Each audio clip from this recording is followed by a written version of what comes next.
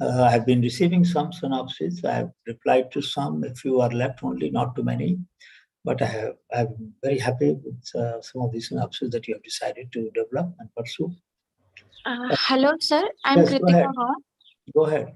Sir, I had so Missing your voice. Can you repeat? in the last two lectures. So I You was missed. unable to attend the Oh, last two oh, lectures. okay. Well, YouTube recordings are available at Yes, ACSIR. so it said that we have to submit some synopsis. So we didn't get the mail ID in that because we were not attending the. It was in the chat box, but we cannot find it there in YouTube. All right, all right. So I and Anamika both can access this mail. So if you can send it to us at anilg@gyan.org. I'll write down Okay, sir. chat. You can Yes, send, sir. yes, So, this synopsis will, like we are a group of 5 people, so we will send this synopsis to you. Only one person can send you. correct. You can mark copy to others. Okay, And sir. there was a very interesting idea, and I would like that group to rethink it because the idea is good, although I must say that I was really impressed. That person is present here or not, I'm not sure. But the group said that, look, let of bubble plastic is used for packaging. Why can't we use dried leaves for packaging? And they're going to work out the compaction factor. They're going to look at the stress bearing ability. But please remember that anything which can be powdered, which does not retain air for a longer period, will not absorb or dissipate the energy of the shock. So how would you embed? Mamta, were you there? Is that your project? Yes, no, Achha, no. no. I'll come Sir, to you. I Yes. just, okay. I'll just come to you. So this group, I would suggest them to think of how they would embed either air or some other material which can have elasticity. That means which can dissipate the stress of package being thrown up and down, left and right, which is what the bubble plastic sheet does. So think about it. Or maybe you can have irregular sized particles which can then shuffle and thereby give shock absorbing capacity. Sir, There can be few many new questions concepts. are there. Sorry? A few more questions are there, sir. Can Okay, I go ask? ahead. Go ahead. So, what is the last date of the synopsis submission? What did we decide? Anybody remembers? See, the idea is that you should submit the full project by December first weekend or something like that, when your term is beginning. Before December the next... 1st to 3rd is for presentation. No, not December. I'm sorry. January, we have some date. I think 15th we had decided. 15th December. Yes. Yeah, 15 January. 15 January. 15 January. 15 January for final submission, because I think your next term begins on 20th or something. So you will get busy with that. So that's the reason. Is that clear? And the synopsis you can submit maybe in a week's time. And sir, the short presentation which we have to give, you will give us the slots when we Yes, have to present. I will. We can do either way. Either one of you can coordinate it, or two of you can coordinate and fix the slot. But I would request everybody to attend everybody's presentation, because the feedback should not be only from us. So if you send a list of your title in a spreadsheet, Bimini or Mega, can you circulate a sheet in which they can add the title and the name of the group members, so that, and the lab, so that other people can give feedback to them on each project in the sheet? Because chat, you are right, chat disappears after some time, but sheet will remain. So there are two things we will say. While we will give feedback, but I would also like each one of you to give feedback to each other, peer feedback. And sometimes that is more valuable because you are more up to date about science and technology than I may be. So therefore, we will request that we'll circulate and simultaneously, and this sheet will be shared in advance for all those who have submitted the synopsis and who will present on 1st, 2nd, 3rd. So for some reason, if you have some constraint on any date, please send a mail and we will take that. You So can also, only one person from a group will present. it's up to you how you distribute the time among yourself. But we will So we'll keep the what will time be the budget. time? Yeah, so once we receive the synopsis by, let's say, 30th of November, at least some idea by 30th November, that means tomorrow. Hello. Hello. By tomorrow, if you Okay. send, Yes, sir. tomorrow you send whatever, one paragraph also. If you cannot make a detailed one you can submit after the presentation. So Sir, it we is can different mail. from the protocol which we received on sixth lecture.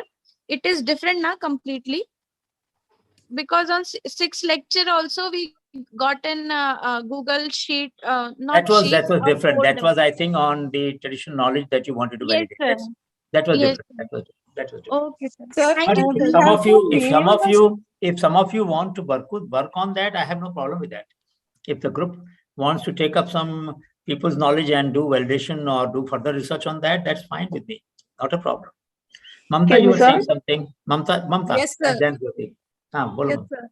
Sir, I want to know that we have to mail the synopsis on your ID. Wait, what else is the best way? We can also share a Google folder. Megha, can you share the Google folder, please? Yes, sir, sharing. So she will share a Google folder. Okay, okay. ACSIR 2 will be the name or something like that, batch 2 or cohort 2. So you can put in that. And Okay. please put no restriction on that, Megha, so anybody and everybody can access it. Everybody will have the right to add in that. So that would be better. In fact, instead of cluttering my email, if you upload in that folder, that will be best. That will be very That good. will be good, sir. Thank you, sir. Yeah. Pranita, Thank you. So last time also one link. and Jyoti, I'll come to you. Sorry. So last time also a link for a folder was shared with us in the chat. Okay, same folder link, please share. Megha, same folder. We have Don't change. our group has uploaded our synopsis and Yes, sir. No, that's fine. That's it. Same link we are going to share. We'll not create a new folder. Yes. Jyoti, yes, please. Yes, sir. Is there any format of synopsis, or just we can write a paragraph and then send it? Yeah, I mean, you just try to explain what problem are you trying to solve. Right. How would it impact the society? And what will be your method of solving that? That's it. Do we need to provide the solution also in the first go? Or Well, some of you already have thought about, but put it tentatively, because you are free to change it completely. Fine. Whatever any you propose, specific email ID? no, the folder, we are sharing the folder. Okay, so you can fine. upload it. Right, sir. So folder will be there, you can upload it, and my colleagues will then create a single file for me to give feedback. Right. Thank you, sir. Yeah. Anybody else has any question? The final project work, Abhijit, I just mentioned 15 January, which will give you almost a month and a week or 2 weeks, month and 2 weeks. The idea being that then you can do a justice, because the reason for compressing the course this time was that Dr. Sangwan had suggested that you should get sufficient time to do justice. And last time there were only 3 weeks left. So this time we have given you almost 5 to 6 weeks.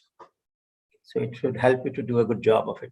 And please understand that unless you put a restriction on sharing of your synopsis or your project report, it is assumed that you have no objection in putting them on web for the larger society to benefit from your work, because we would like people to know how the scholars in CSIR are thinking about social problems, solving societal problems. That will create a huge impact on the mindset of people or scholars in other institutions.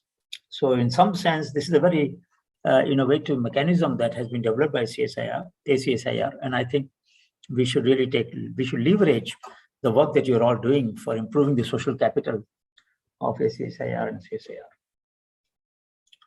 CSIR. Well, I would say, Vidushi, that when you take up a awareness project, my suggestion is, if you are trying to create, let's say you want to create 10 posters on everyday life plants, try to make it unusual. To give you an example, we have a database of medicinal plant, which we will share. Megha, can you share the link of that? Yeah, honeybee.org, this has a link. So this database has information about medicinal plant for 3 purposes: for human, for agriculture, and for livestock. Now, generally, databases are only for human application. So I would say follow the same format. Show how these plants can help in agriculture, it can help in life, can help the livestock, can help human being. Then it becomes what is called as One Health. That means health of soil, animal, plant, all of them are linked. So it will become futuristic model of health is One Health. Okay, so that is the answer to your question. But don't just think of organizing a seminar or two and then finish the project. Leave some tangible output which people can benefit from. That's all I'm suggesting. That will mean that more people than what you will contact in a community can benefit from your work. All right, shall we start for the day? I mean, is there any other question before we proceed? Anybody? Hello, sir. Good evening, Yes. sir. Please go ahead. Sir, this is Ajit Khan from CSIR MP Bhopal. Sir, there is a little bit confusion. I and two or more my friends, Miss Priyanka Pravakar and Miss Anam Khan, sir, little bit confusion deciding the project, sir, and submitting the synopsis. So, Yeah. Priyanka and Anam, are you there? Yeah, Ajit. Yeah, Ajit. Hello. Yes, Ajit, we are here. Sir एक confusion ये था सबसे पहले कि मेरा जो idea है sir, मेरा आइडिया ये है कि हम लोग जो आरओ वेस्ट वाटर है उस वेस्ट वाटर को यूटिलाइजेशन आपने अपने आप को म्यूट कर लिया. Unmute yourself Ajay. Unmute yourself. आपकी आवाज बंद हो गई भाई अजय, हम सुन नहीं पा रहे आपकी बात. आप हाँ बोलिए. So waste water का utilization, well, this is very common problem. A lot of people have already talked about it. It came up in the last class. You can use it for cleaning. You cannot use it for gardening because there's very high salt content. But Yes, if you can sir. develop a Yes, method sir. of extracting salt, I'm saying take up something more challenging. This is something people have done. People use it for washing. So if your wet utensils in the kitchen can be given first wash by the RO water wastewater, second wash can be with clean water, so that the salt will help in cleaning also. So it becomes an added advantage of cleaning. It can help in removing the oil stains on the utensils. So there are some things already there. I mean, people have already thought through these issues. Sir but ऐसा awareness होना चाहिए sir society में, वैसा awareness है नहीं है sir. नहीं सुनिए, let me suggest a problem. Why don't you work on bioplastics? You know, that's a new material. MP का focus भी आ जाएगा. For example, one of the project that we gave an award for, I'll show you the video. देखा जो लंबा बड़ा वाला video वो दिखाएंगे एक बार इनको 1 मिनट के लिए before we start. After this HBN क्रिया का ना सर? हाँ, जो बड़ा वाला है ना? हाँ सर. 4 मिनट वाला जो है वो दिखाएंगे अभी. हाँ. आप देखिएगा कि एक को हमने जो अप्रिशिएट किया, that person was from Barbados, I think. From Barbados, that person used cassava to make bioplastic.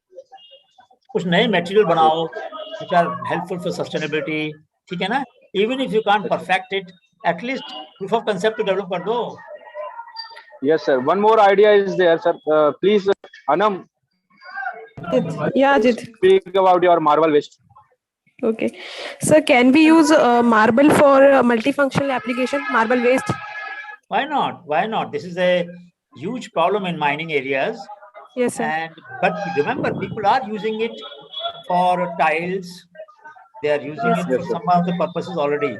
So think of something unusual. It's a calcium carbonate, basically, isn't it? Sir, can we use marble waste along with the polymers?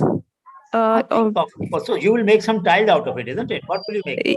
Yes, sir. Yeah, tiles, roofs. So those are well-known applications. Something new, something unusual, something innovative, and at the same time useful and low cost.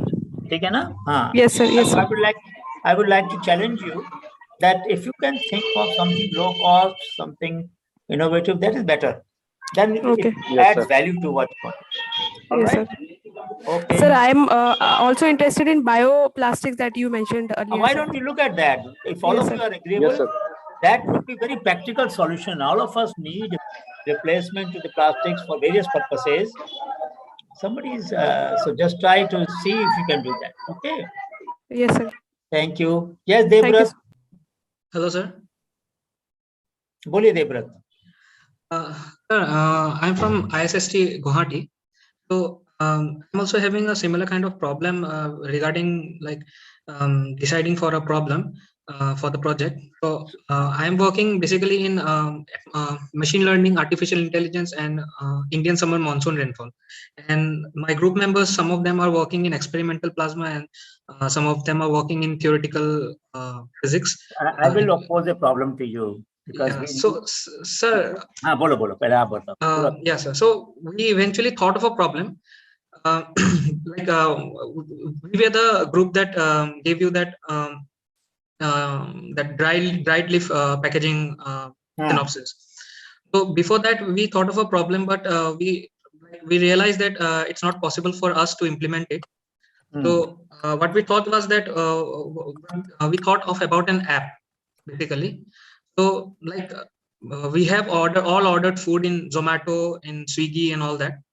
But there is no app in which we can upload the details of the extra food that we have in our house or in some restaurant. So I came I did some research and came to know about food banks that exist in India.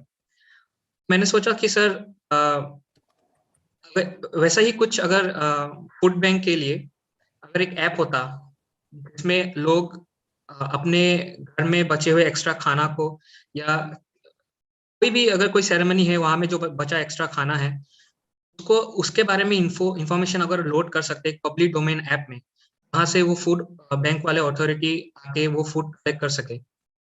बच्चे ऐसा है, I'll just show you there are 16 apps which are on preventing food wastage. Okay, Feedy is one, Flash Food is another, Food Cowboy, Food for All, Food Rescue Hero, Food Rescue, Food Fully, Go Market, GeoDDR. They are different. These are, of course, US apps. No food waste. This is in India. 80 locations in Delhi. It has identified. It also has identified hunger spots, and then the volunteers collect waste food, picks up the excess food for minimum of 50 people, and then distribute it at the desired location. So far, no food has fed 500,000 people, serving 165 ton of food. All right. So they do crowdsourcing of hunger spot as well as the food suppliers. So there are something like this happening already in Delhi, but you can do that for other places. So my suggestion is, it's a good idea what you're doing, but it has been done and you can either improve upon it, make it more user-friendly, but it obviously will have to be localized. So if you think Jorhat has enough scope for it, by all means, you are welcome, but otherwise... So it's like, does not seem like within this time limit we can like develop it. Or so my suggestion was, I'm giving you one more suggestion. You can think about it. I told you about the database that we have, techpedia.in, which has 200,000 engineering projects. It has no AI application on it, on the top of it. Okay. Similarly, we have a database of 0.9 million abundant patents. I can share that sheet also with you. 0.9 million abundant US patents. If you can use AI to mine data and generate better answers for the scholars, researchers, students, entrepreneurs, startups, wouldn't that be a great practical solution for a problem that we have been struggling at our end? So if you wish, I'll give you access to both. Yes, admin access to the databases. Play with it and create an AI layer on that and see if you can generate, and you can write a paper on that also, because who would have access to tell me 200,000 engineering project by students, 500,000, 550,000 students of India, engineering technology project, biotechnology project, mainly technology projects, and 9.9 million abundant patent. Nobody has access to that. The two students who did it, I can put you in touch with them, Devika and Zaigam Khan. They are in US now, but they can also help you to do this because they are both good in IT. So they can join hands with you because they are the ones who did the abundant US patent database. So think of it. I mean, it's a huge data that you have. You wouldn't find it at one place, to my mind, technology data of this kind. If you train your AI tool, it can be very useful for a whole range of such. And in the you can have a add-on to that while you search in the database, you also get suggestions as you do in Amazon, from the web, from the Science Dev, from the Science Direct, and so on. So people will have more meaningful search of data than otherwise. And for entrepreneurs who will find it very useful, what are the solutions that different students have developed in different places? And this might open the licensing opportunities for the scholars like you, and also consulting opportunities for you. So think of it if you wish to. Just a suggestion. Yes, sir. All right. Shiv Shankar, this is the last point, then we start with the class. Yes, Shiv Shankar, please go ahead. Yes, sir. Very good evening, sir. Good evening. I'm audible, sir. Yes, yes.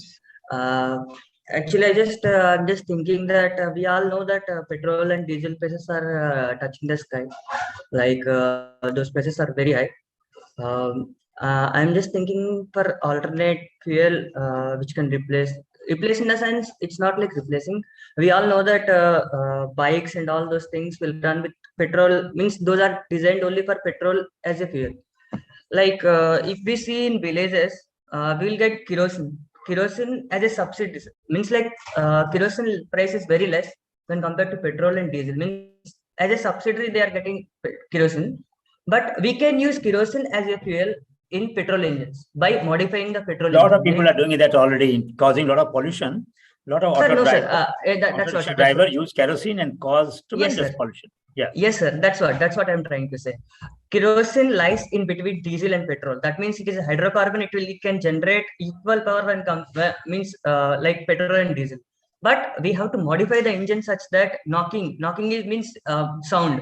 Sound we get when we use kerosene as a fuel in petrol. They mixed, sir. Actually, they tried mixing petrol and kerosene, but they'll get huge smoke and knocking.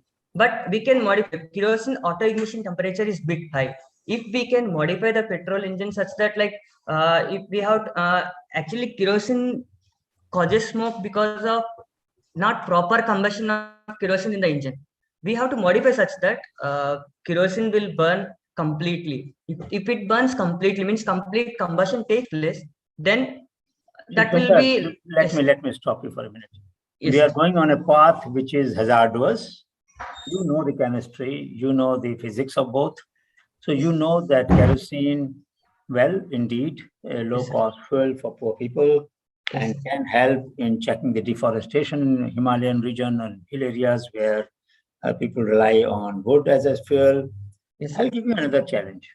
We had, I think, 15 innovations in NIF on compressed air engines. Yes, sir. This was my project in.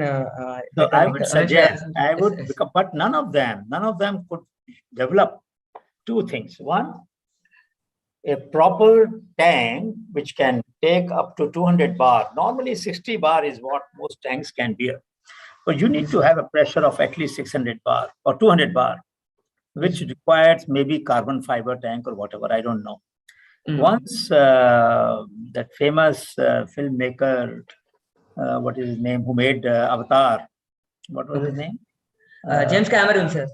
James Cameron. He came to visit our exhibition at Rashtrapati Bhavan through a common friend and spent 2 hours with us. And he was looking at one of the exhibit in the exhibition of innovation was one Prajapati from Jaipur who had made a scooter driven by compressed air, two-wheeler scooter. Then he asked him, how long can you go in one filling? He said about 5 kilometers because I can't keep more air in this. So he said, have you heard about scuba tank? Neither had I heard nor had Prajapati heard. So we said, what is scuba? Because as you know, James Cameron is a very, very science-savvy person. I mean, creative. Very creative. So he obviously knew a lot about it, and he was preparing for underwater film after that. So he said that the scuba tank has the capacity to withstand very high pressure and can take a lot of air because people go deep diving with the scuba tank. Now that's the tip he gave, but we couldn't really do much after that. We did import one scuba, but we couldn't succeed. Maybe you need a particular kind of regulator and all of that. So if you take up this problem, it will help a lot of grassroots innovators who have thought about using compressed air for pumping water, compressed air for transportation, Even Yes. golf carts, I mean, for industry, big industry you have vehicle inside the industry. But if you use compressed air, it will be non-polluting. And only pollution is when the power was generated, nothing more, Yes. nothing else Yes. downstream. Yes. So think about that. Even battery vehicle have heavy metals, the Yes. batteries cause pollution, but compressed air would not cause pollution at downstream.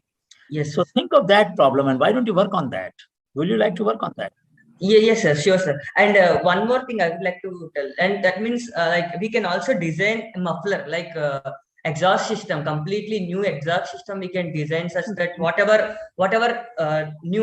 bikes we are having, we can modify the exhaust system such that no pollution will means like as per the norms, sir. If we check on the pollution board, as per the norms, we can release that gases like carbon monoxide or whatever gases after the burning of the hydrocarbons.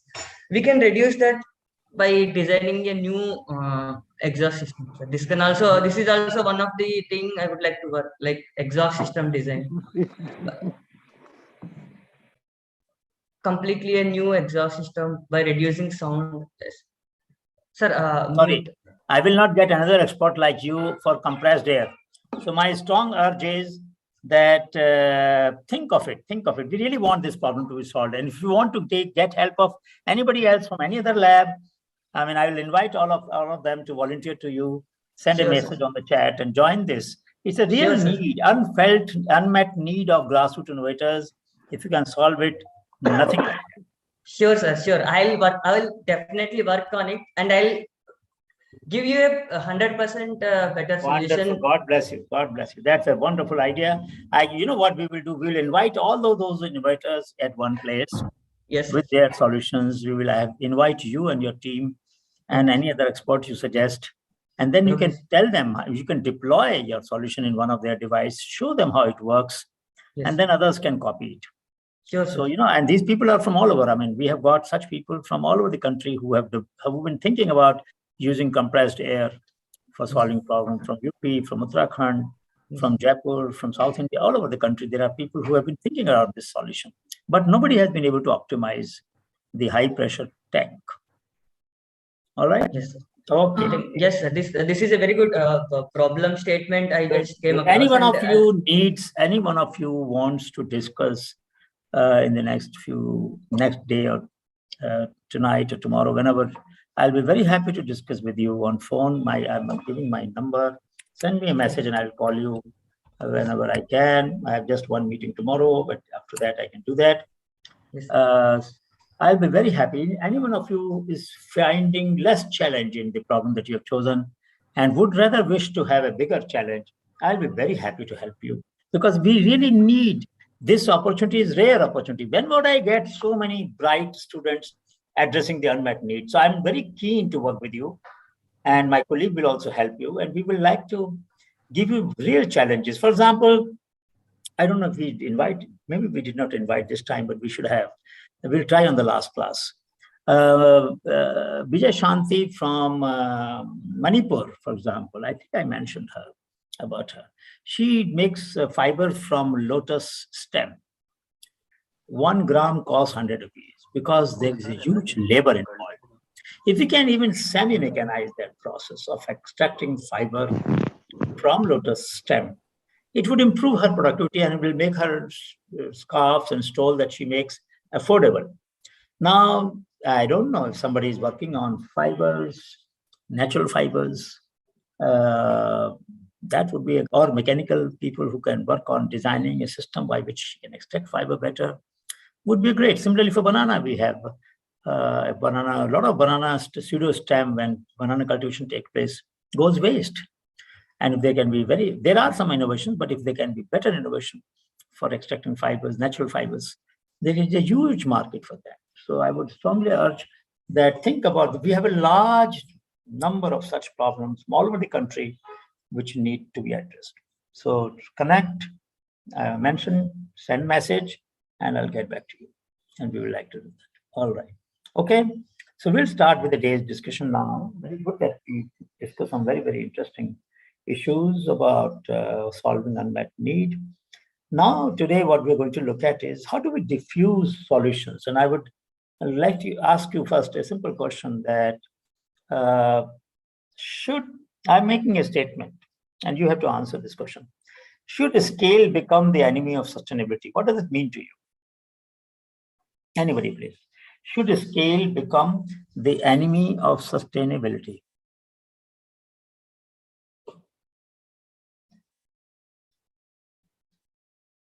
Yes, Ashish. Ashish, go ahead. Ashish, you have raised hand. I'm not able to hear you. Anybody else? Yes, sir. Yeah, go ahead.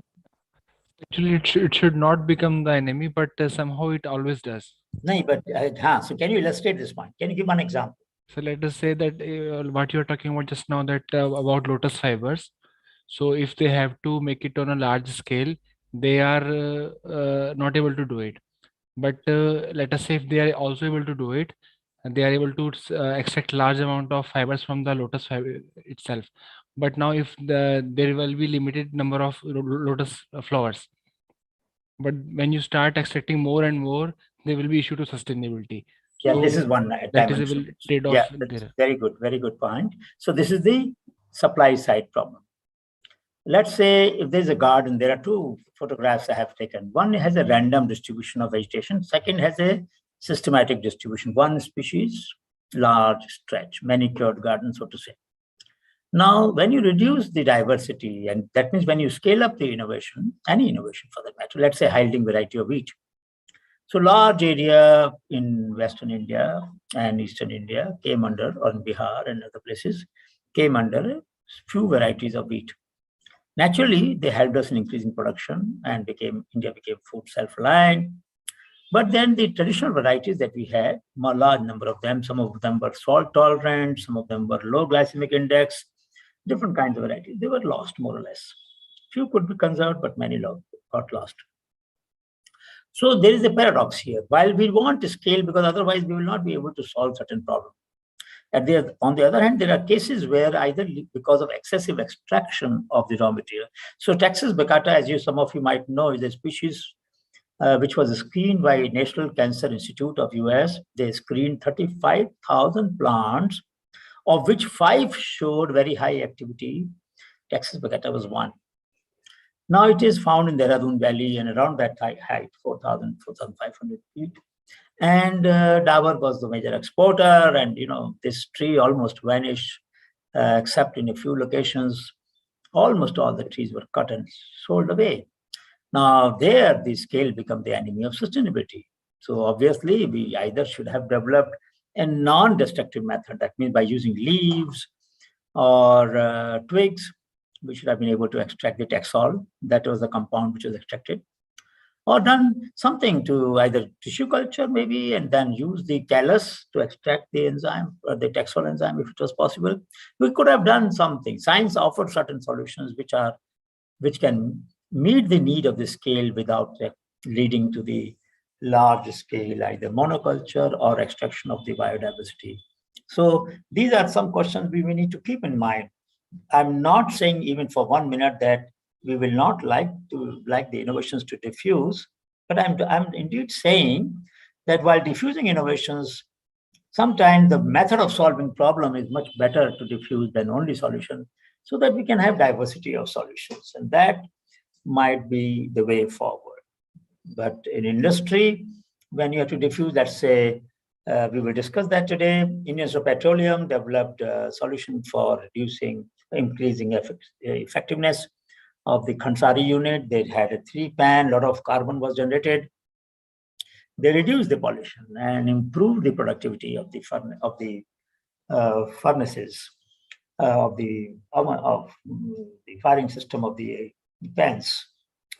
But for various reasons, it has not diffused enough. So we will look at, when you have solutions in your lab which need to go to masses, what is holding it up?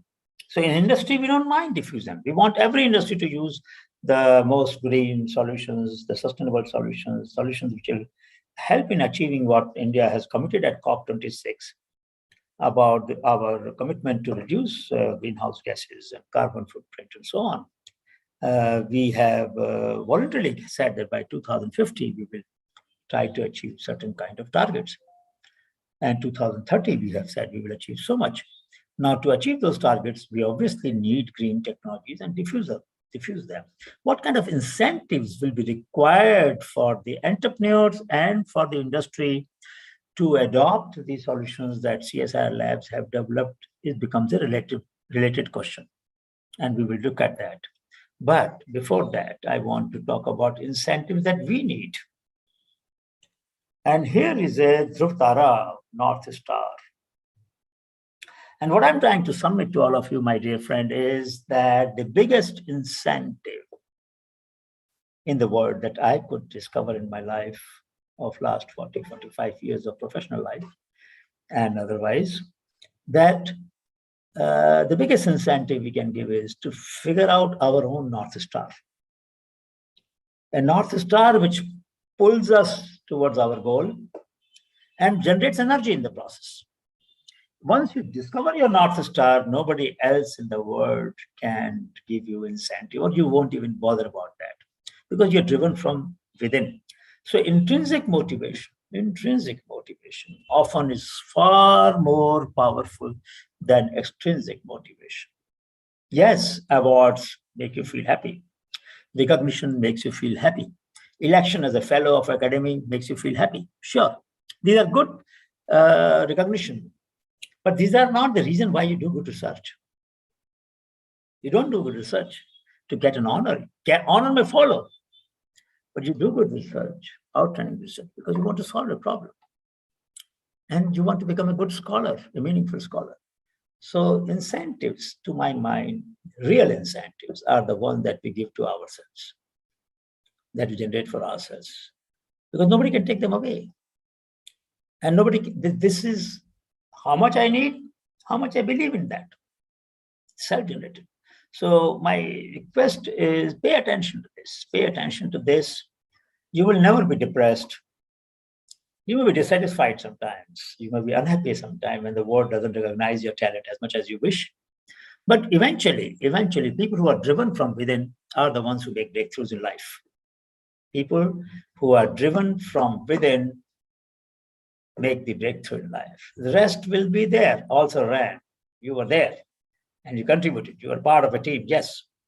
But a leader does not wait somebody else to motivate you. You have to motivate yourself. So think about that. Now let's look at what are the dimensions of innovations before we get into the understanding the models of diffusion. So of course, boundaries, open or closed, DIY or IP protected. There are a large number of innovations which are IP protected. 9,000 patents have been filed by CSIR lab a few months ago when I downloaded them. And yes, I forgot to mention that if somebody wants to use AI for analyzing the 9,000 patents of CSIR and find patterns in them and see why certain ideas from certain labs did not get blended with other ideas, similar ideas in other lab, so that the synergy could have been higher, by all means, I'll be happy to share this database of 9,000 patents with you.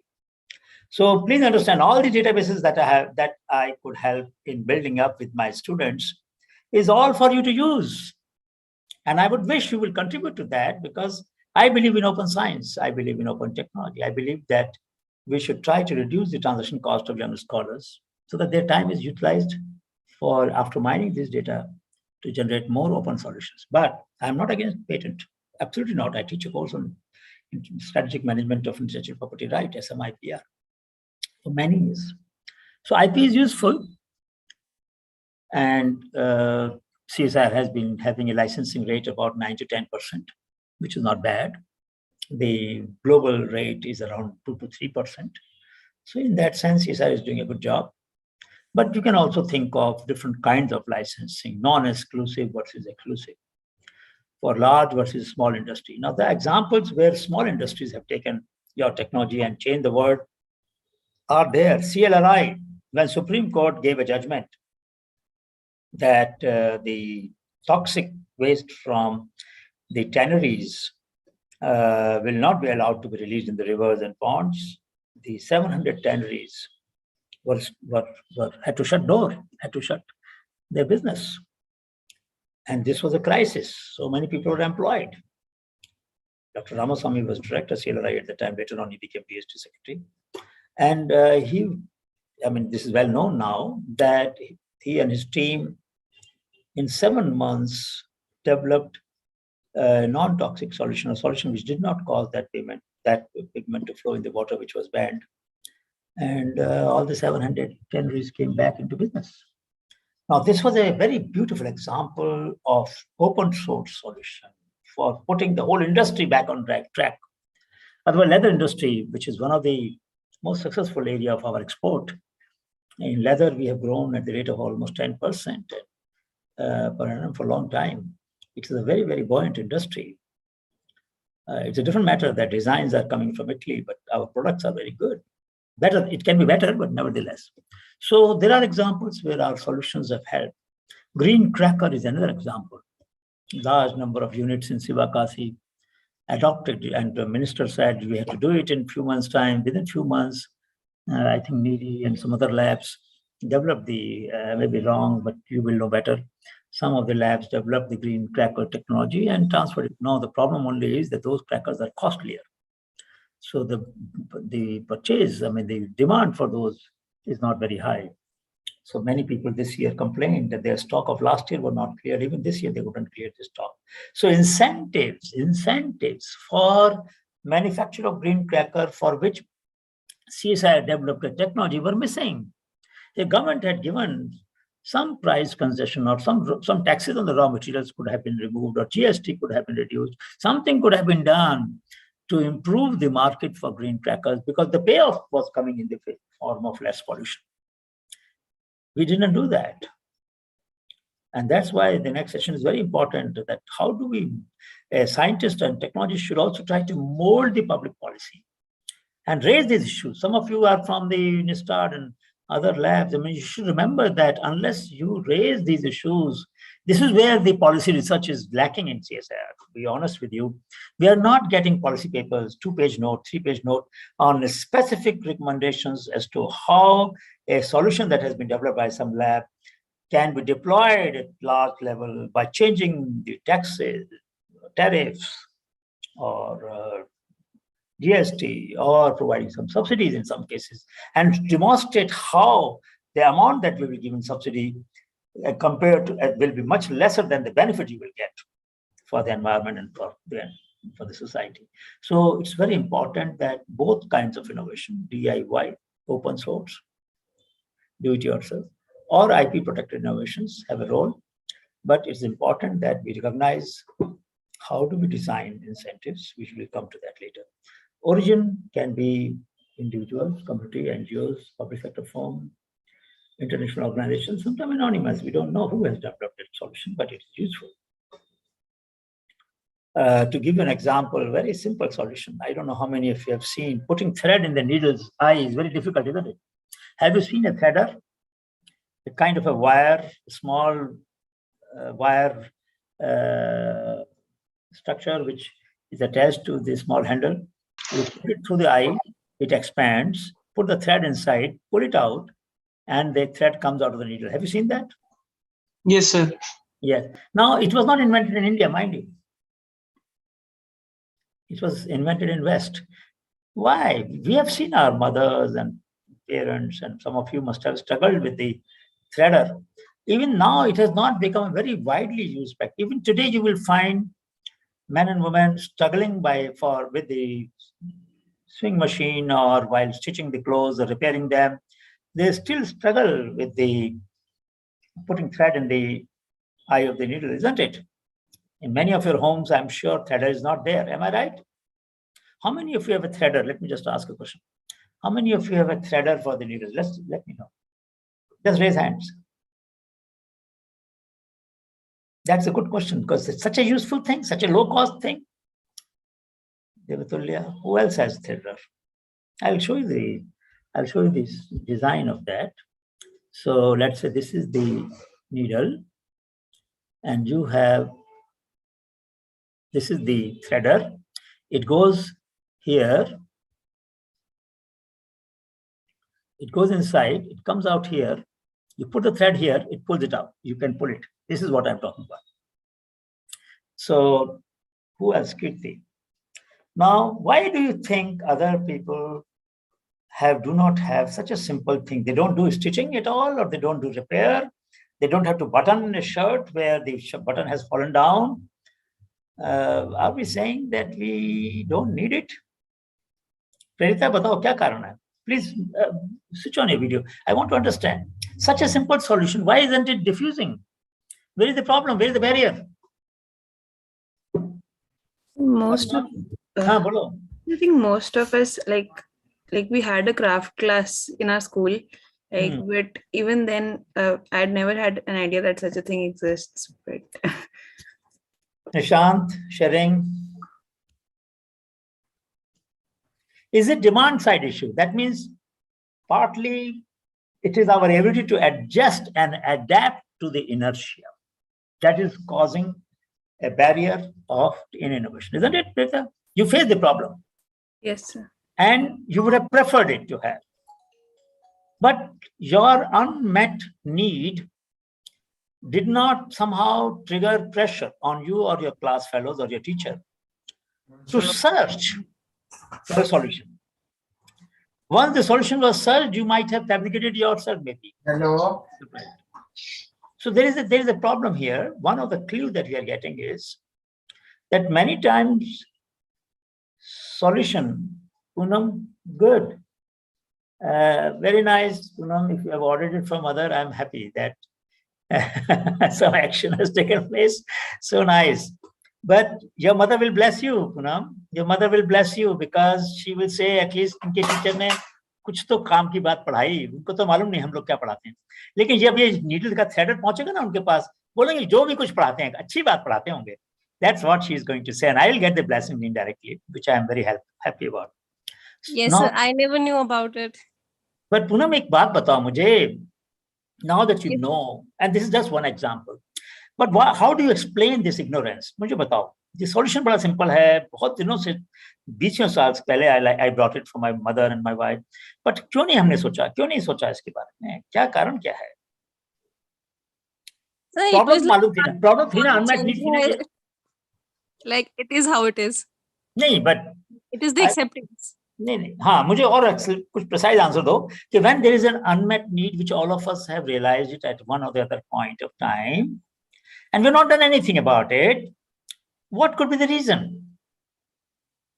It is the acceptance of the situation, sir, I think.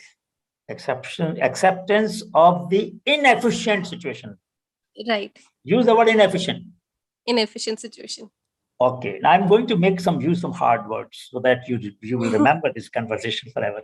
So I'm willing to adapt with and adjust with an inefficient solution. I'm also willing to adjust with the drudgery that is involved in the work. I have to put that thread, मैं अपने मुंह में लगाता हूँ उसको, sharp करता हूँ, घुमाता हूँ हाथ से, 3-4 बार डालते हैं तब जाके needle में जाता है ना? Yes, sir. And I'm willing to do it at all. मतलब time waste हो रहा है तो होने दो. Yes, sir. लेकिन because earlier I thought there is no other solution to it. Like my. But एक बार बताओ. Yes, now you searched and you immediately found it, right? Yes, sir. पहले क्यों नहीं सर्च किया?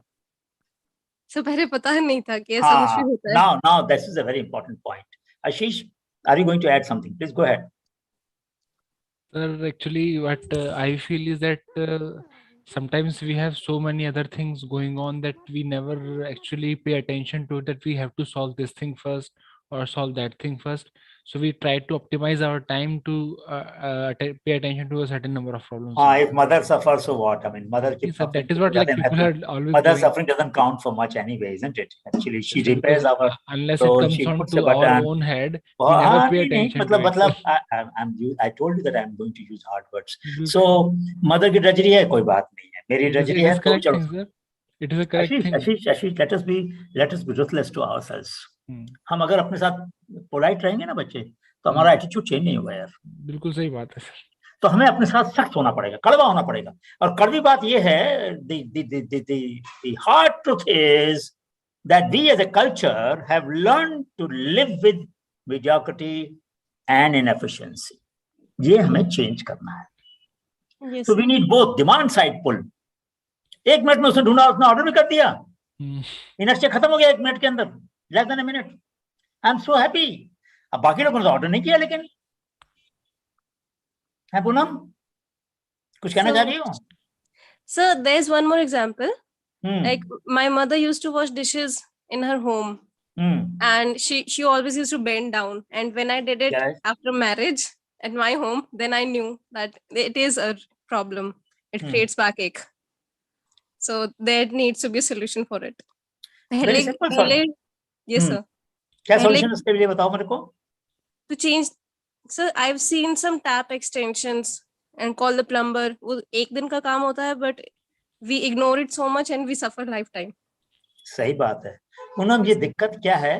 अब I'm going to make a gender bias solution statement. When problems come to mother, whether your mother or even yourself for that matter, women tend to live with the unmet need more than the man. तो जहां औरतें काम करती हैं ना, वहां technological change का rate slower है. This is a state. I've published this statement many decades ago that in any matter, you look at any problem where women are involved, the rate of technological change is very slow. तो आज तक आप कपड़ा बर्तन उतारते हैं ना gas के ऊपर से, तो कपड़े से उतारते हैं ना भाई? जी sir.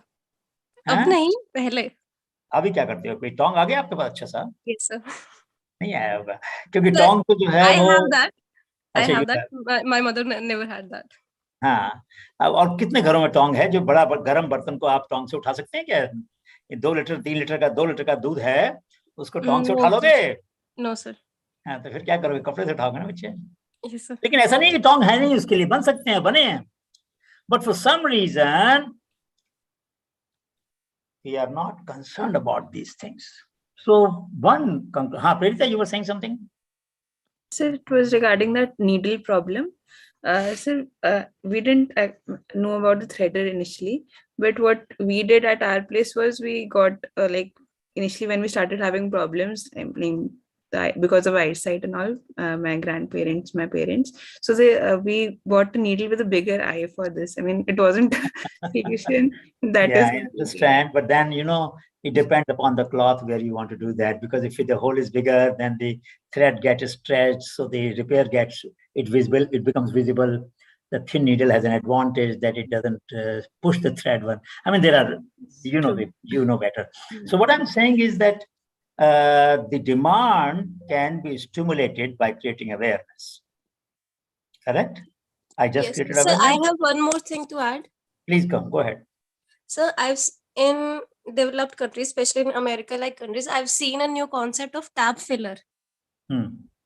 Like they install a tap above the gas stove, and then you don't have to carry your utensil to and from the tap. For putting the water in the vessel on the gas itself. Yes, sir. Very interesting. Very interesting. That's very interesting. So there can be another dimension, which some people have done in Uttarakhand, one of the grassroots innovators. Yes, and I'll give you this example, both two different examples. One is that if you take the water pipe around the gas, you get hot water supply at no cost. If you soak rice or dal in hot water for 30 minutes, it gets cooked faster, correct? Correct. We can save so much of gas in cooking by using the waste heat. Small design changes in our everyday life products can improve in harnessing the waste heat and use it for making our cleaning, sanitation better, hygiene better. We can wash oily stains in our utensils better. We have hot water, correct? Yes, so sir. that is one. Secondly, it can also help in cooking faster. Now let me pose a very simple problem. We got about half a dozen solutions in kerosene stove, where these innovators did one of the two things. What are those two things that you can do to improve the efficiency, fuel efficiency of the kerosene stove? Anybody? Any student of physics or for the matter chemistry can answer this question. There are two things that various innovators did, grassroots innovators, to improve the efficiency, combustion efficiency of the fuel.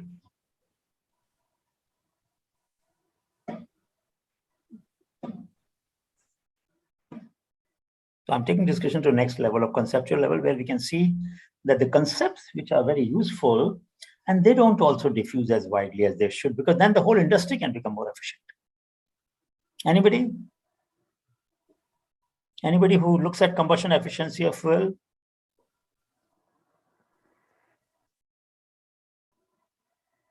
Khan, are you going to say something? You're unmuted yourself. Anybody else?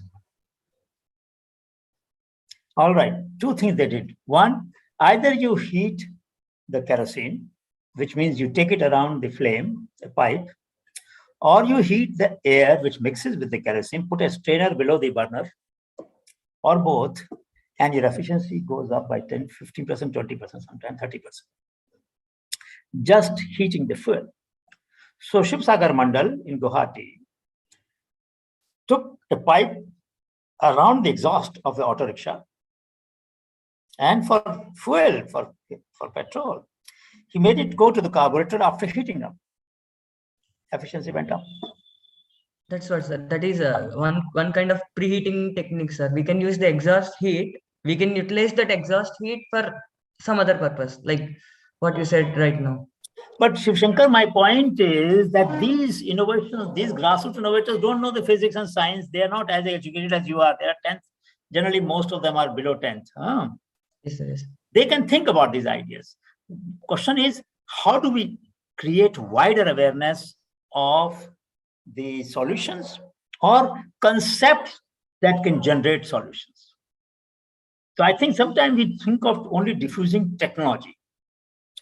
But long time ago, I wrote a paper in 1992, I think, transferring science for development and diffusion of innovation. Transferring science for development and diffusion of innovation. My point was, we tell farmers, okay, grow mustard in around 15th of October. We don't tell them what is the relative humidity we need and what the temperature we need.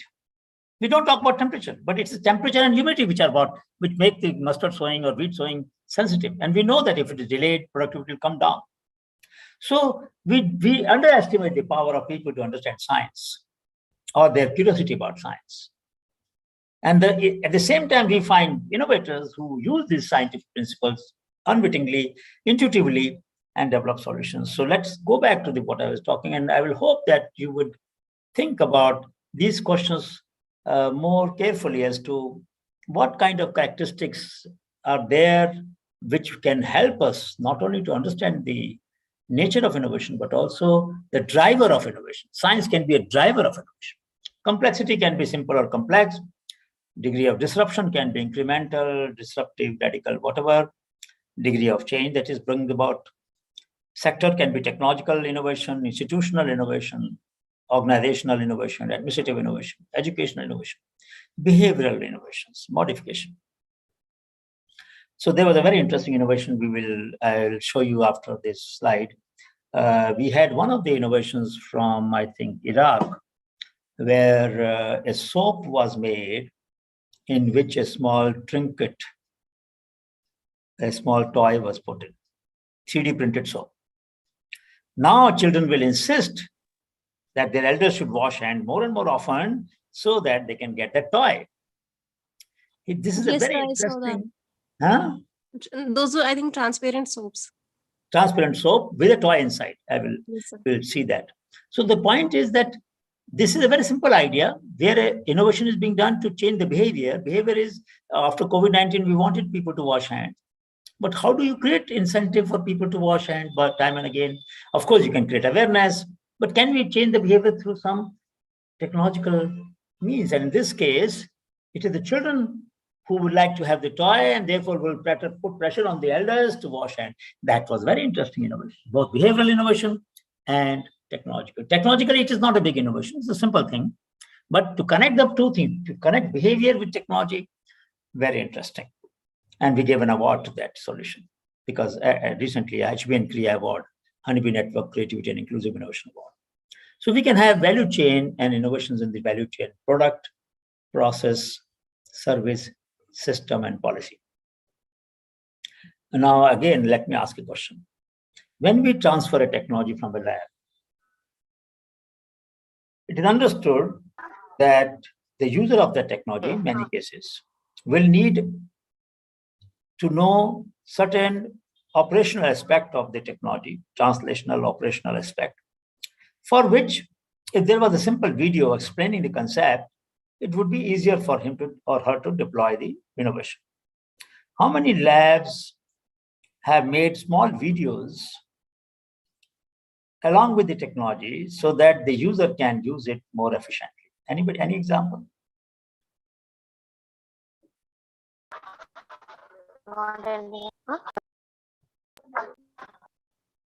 Any example? Diksha, are you going to say something? Diksha को mute कर दो, गलती से कर दिया उसने. Megha? Now, I'm sure probably you don't have many examples. Doesn't matter. But remember, whether it is CMERI or National Institute of in Chandigarh, Scientific Instruments Lab, or EMPRI, or various other labs which are dealing with materials of one kind or the other, or even chemical processes, if you show some videos by which people should take certain kind of precautions, certain kind of maintenance, where should they put the grease or oil, at what points of the machinery, how frequently should they do that? I mean, this should be done by every innovator. Even grassroots innovators often don't do, and we are trying to bring this awareness that make small videos which will help the user of your solution maintain the solution better and also get it, make it more efficient. The target of the innovation can be common people. It could be developed countries. Reverse innovation. You have heard about reverse innovation? What is reverse innovation? Anybody knows? What is reverse innovation? Something on the lines of reverse engineering? No. Reverse innovation is different. Anybody? You can guess. I won't mind it. Reverse innovation is when you develop an innovation in a developing country and it finds application and great acceptance even in the developed country. So when GE developed a $200 ECG machine, it found usage in US itself, though it was developed for Indian market. That is what led to the concept of reverse innovation. Many people have done that. So solution that you develop for developing economies and they find market in the developed countries, that becomes reverse innovation. Innovation from developing countries to the developed country. In this case, it may have been done by this multinational company, but it could be done by others also. So there could be reverse innovations. There could be intermediate. The target can be developed country. Target could be developing country. Target could be elderly, special need communities, industry, companies, etc., etc. And we have to therefore keep in mind that for different targets, we have to have different communication strategies and different kinds of offering of technology. Obviously, large corporations will have better understanding, more trained people, so they can understand the benefit of a solution much faster, whereas smaller companies, medium-scale companies will have less. That's why the diffusion takes place. I mean, CLRI could succeed in diffusing those solutions. CLRI is also given, there was another group in Karnataka and also in Sholapur. There was a group called as Toehold. Toehold was given technology for making chappals and jutis by CLRI. And this was a case where they trained the lowest level of worker, artisan, to use better technologies of leather processing and leather use and develop globally attractive products. So there are obviously the skill that you need for communicating local artisans versus a big company are different. And we need to therefore pay attention to these examples that are very important.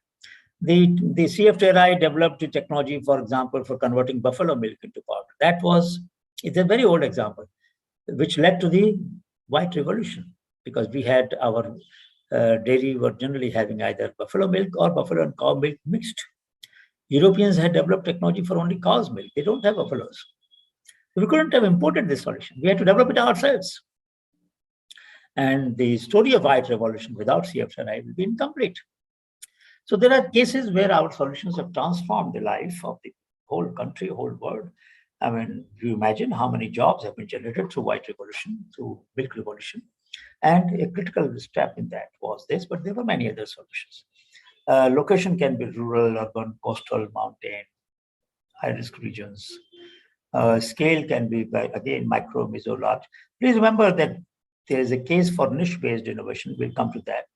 And innovation can be either use it as it is, or blendable, recombinable, or fixed package. There can be different kinds of features of innovations.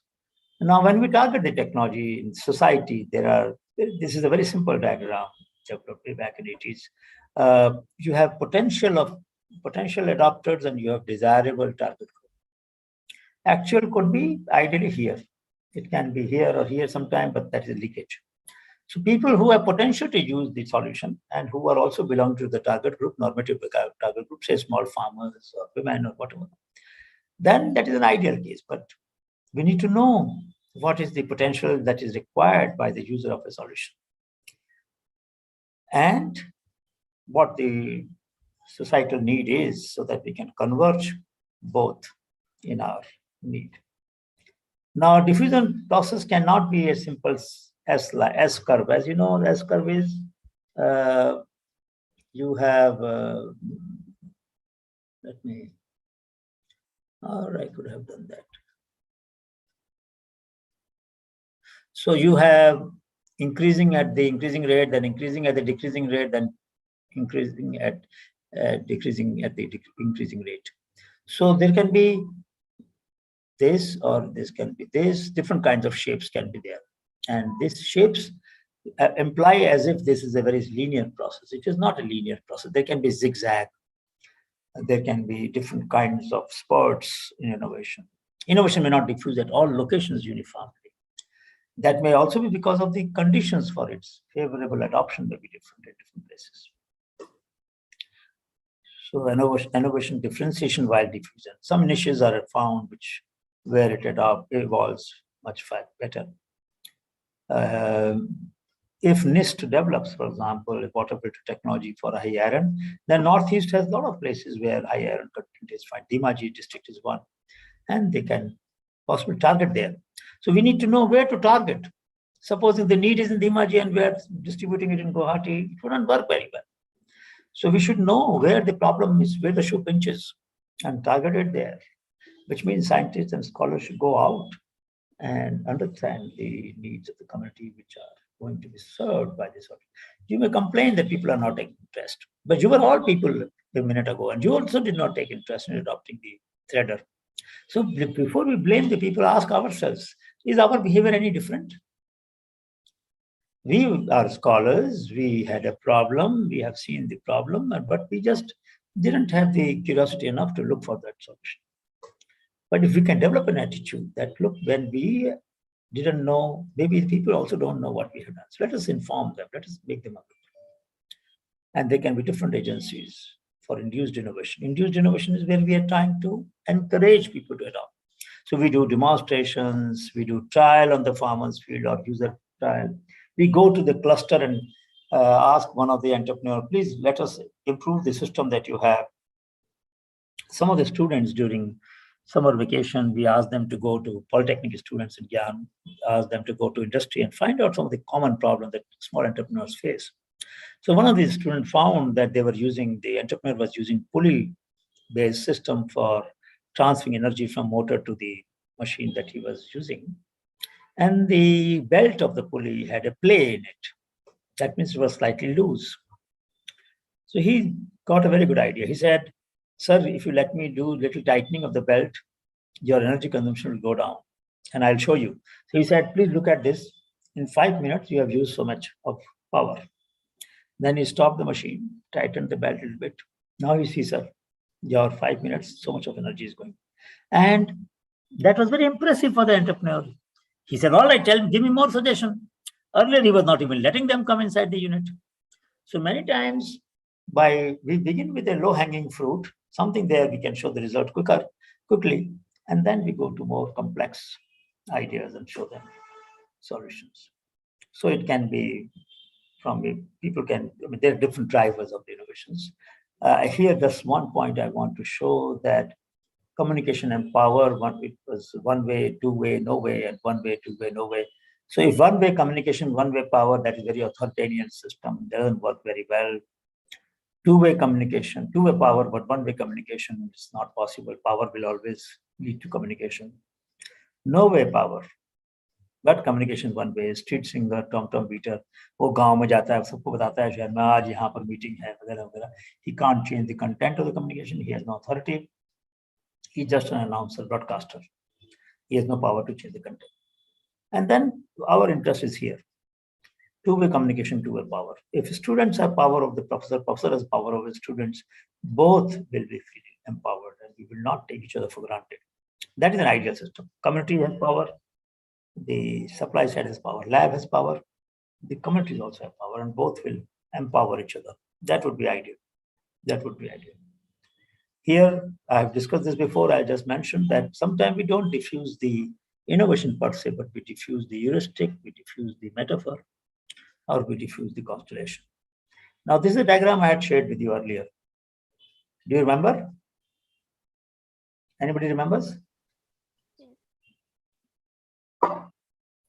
So here you have motivation for innovation, intrinsic or extrinsic. I began today by saying that intrinsic are much more lasting and much more durable.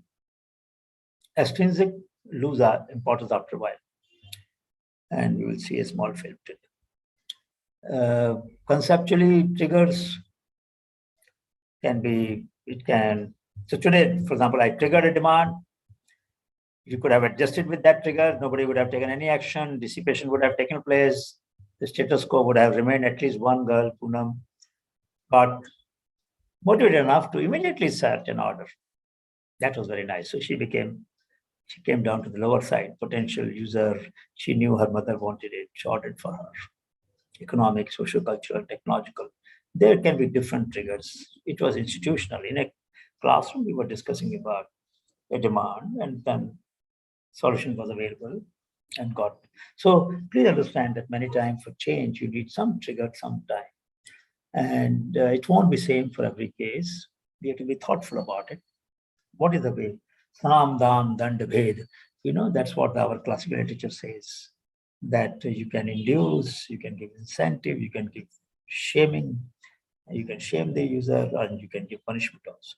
Sam, tam, dand, bhed. All the four kinds of incentives. Long old theory of Kautilya's Arthashastra provides four kinds of incentives. Initiatives. And initiative require experimentation on your own farm, on your own industry, in your own lab, or somebody else's place. And they can interact with the users, which can lead to innovation, different types of innovation, radical, incremental, etc. And then innovation need to diffuse, or sometimes discontinue, then it is dropped. I will stop here.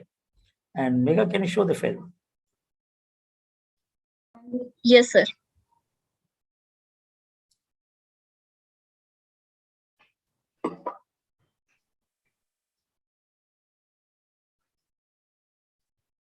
So these are the innovations we have given an award for from around the world. Now you have shared the wrong screen. Megha? Yes, sir. I'm not seeing the film, I'm seeing the folder. Just a minute, sir.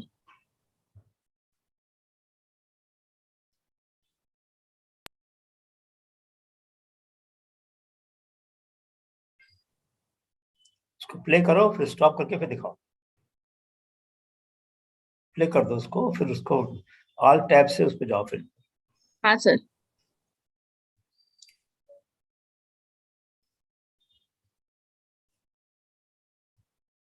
Now? Yes, start.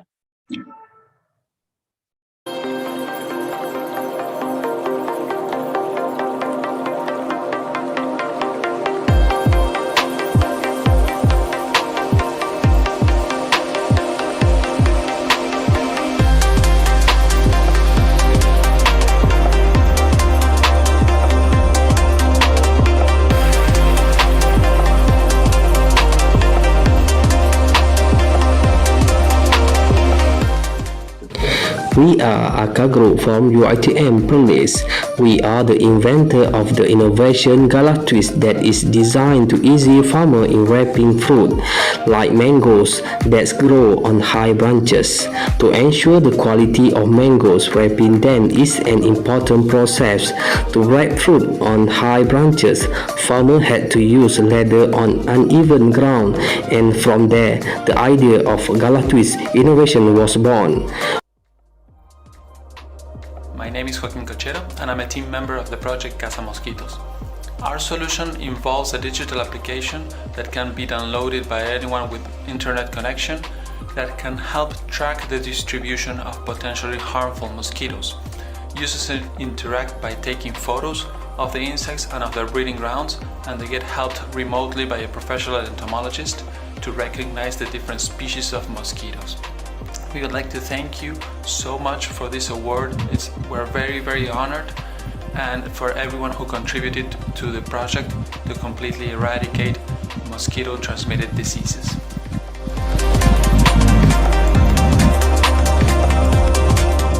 भी network के सहयोग से मैंने ये एक ऐसी machine बनाई है जिसमें हम कच्चे मक्के के दाने को निकालते हैं, उसके साथ साथ ही मशीन में डाल करके इसके दानों से हम दूध बनाते हैं। इस दूध से पनीर भी बनता है, इस दूध से मिठाइयाँ भी बनती हैं, या दूध इस्तेमाल भी होता है चाय में। साथ साथ मैंने कम तापमान पर एक ऐसी वैक्यूम फ्राई मशीन बनाई है जिसमें हम लोग फलों को, सब्जियों को कुरकुरा बना करके, टेस्टी बना करके खाते हैं। Namaste. My name is Mrs. Raju Durba from Visakhapatnam, Andhra Pradesh. I have prepared a herbal liquid for enhancing the shelf life of tomatoes. When there is more production, no demand to the tomatoes. So the farmers are throwing the tomatoes on the roads and leaving them in the fields for cattle. It's a heavy loss to the farmers. In this case, if the farmers dip the tomatoes in our liquid and store them in room temperature, they will be in a good condition for 30 days. Thank you.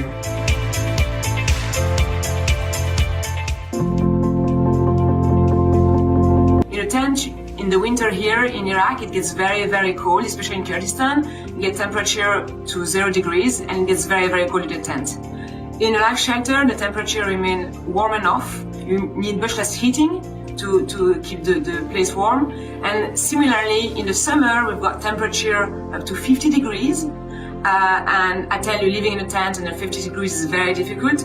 Life shelter enabled to keep the temperature very cool. We've tried it in the summer. We've been in this shelter in the summer, and it's been really impressively cool. This is not only about cost benefit, not only about durability, about being environmentally friendly. It's also about the dignity that it brings to a family living in a solid shelter where they can feel comfortable as compared to living in a tent.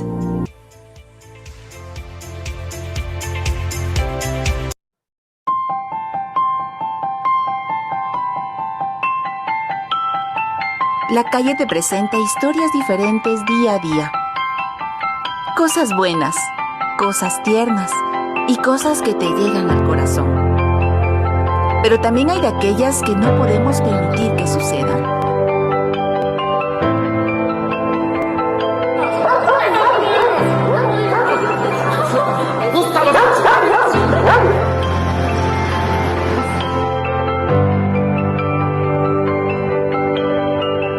Gus es parte de un programa en el que, como él, varios perros son rescatados y adiestrados para salvaguardar la integridad y la vida de mujeres víctimas de violencia de género.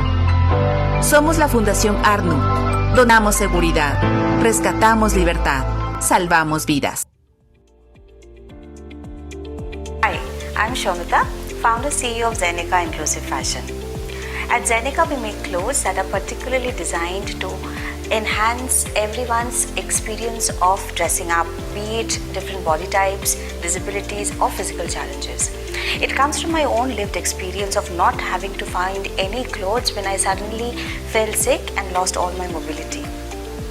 That's why we are here to ensure that people get the chance to wear clothes comfortably, painlessly, and above all, independently, upholding their dignity.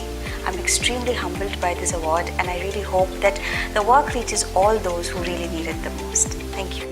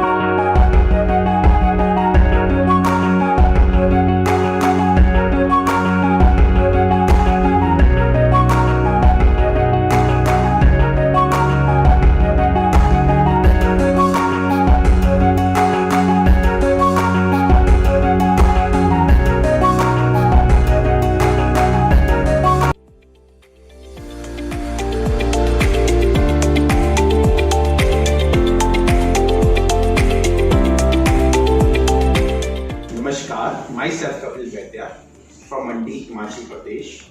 We have developed a handloom for differently abled weavers. For handloom weaving, we need both hands and legs to weave. But if a weaver lost his legs or is disabled by legs in accident, he can't weave.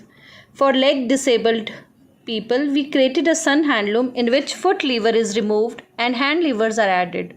So, a disabled weaver can also weave and earn for his family and kids and become self-dependent.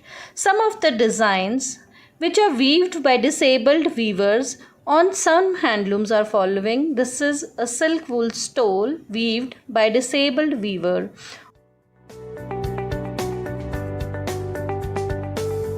I'm the electronic machine is plug being input on the socket board. It's a cell which leads to wastage of electricity. So this solution, I thought of the idea of modification of electric plug. It would have a switch on the plug pin of the electronic machine to turn it on and off so that there will no have to remove the plug pin from the socket board again and again. My name is Saji Varghese. I am the innovator of biodegradable drinking straws made from discarded coconut leaves. And now my team has also developed biodegradable writing pens also made from coconut leaves, reducing 96% of the plastic.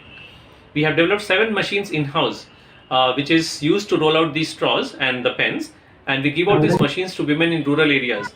And we train them how to use these machines, and we buy back the straws and sell them globally under the brand name of Sunbird Straws. We are very happy that this innovation is now helping in preventing the burning of coconut leaves, providing livelihoods to women in rural areas, and above all, replacing single-use plastic across the globe.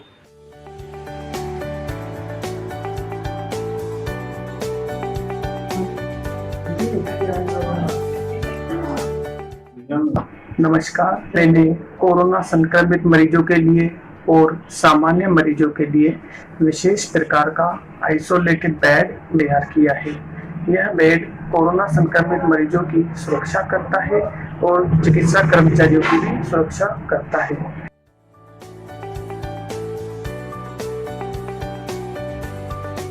Due to COVID-19, all schools are closed and we are facing a lot of problems on online education. So I started teaching through conference call with my rural students. More than 20,000 teachers follow those innovations for continue education in COVID-19.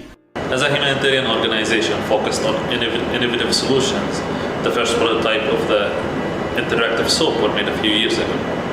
The concept behind it is having a 3D printed toy inside a semi-transparent piece of soap to incentivize kids on washing their hands. As much as that is important, the pandemic even gave it more importance. So over the last 2 years, we've been reaching out to organizations that are interested in this idea. The piece of soap you see in my hand is part of the 12,000 pieces ordered for the schools of Basra Governorate in Iraq, with more orders in the pipeline. The limitation of internet connection and cell phones availability, my teachers cannot provide proper online education to the students. Therefore, the idea to reach the students through cable created. We reached more than 50 villages and 20,000 students for primary, secondary and higher secondary education. I am so much thankful for our school body, Mr. Mehul and Mayur Goswami, for their kind support.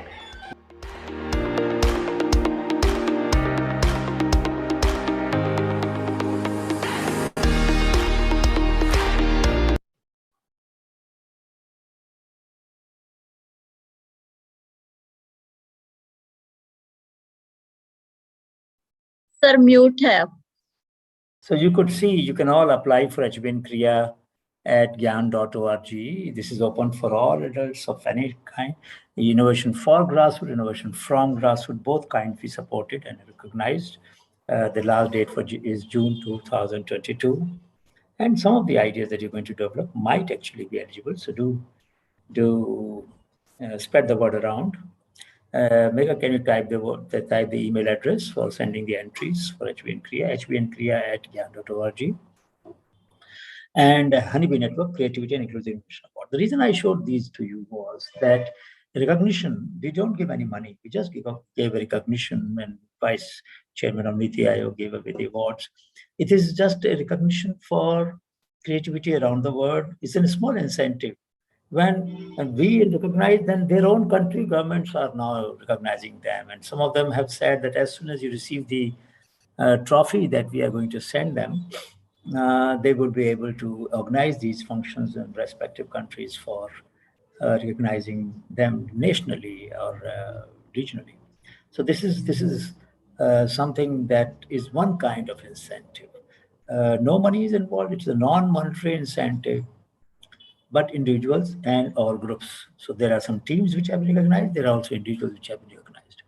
We will see now recognition can create awareness, but that doesn't create demand only. So demand will come when we have to use other means of spreading the word. So before we proceed, let me just go back to the screen that we were sharing. We will discuss this after the break. Small point to remember, this is a very old model of project that when you have innovations, you have early adopters, late adopters, and then as they keep on accumulating, the market share can increase. There are also laggards. Laggards are those who watch everybody else to see how they find benefit from it, and then they will adopt it. This is how most of the time it works. You should remember that this is the curve we will look at. What are the factors which facilitate diffusion and which are the factors which inhibit diffusion? We will break it. We'll give it to it after the break. We'll take how much break? 5-7 minutes is okay because we have a lot of things to share. So 6:59, 7:7. Is it all right? 7-8 minutes break. Is it all right? 7:7. We will meet again. You can pause the video, Megha, for recording.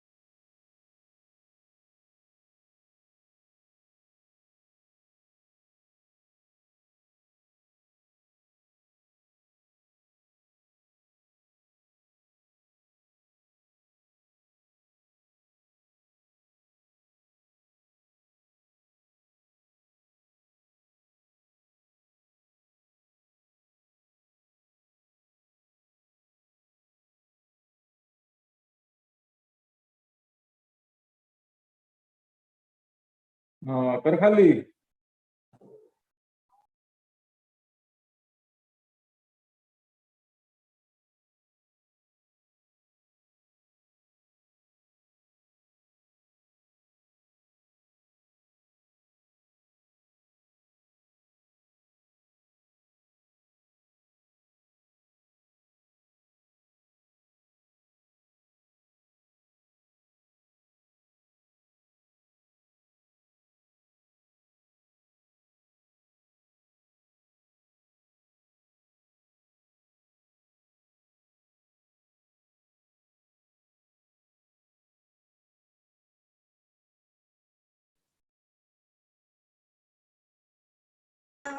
Jason Papa.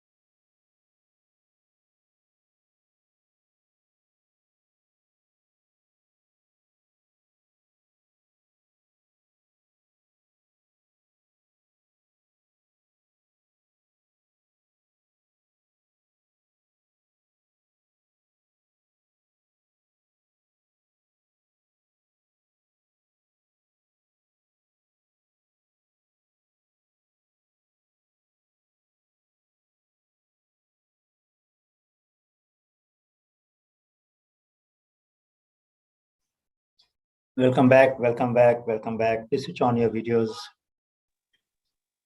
Please switch on your videos.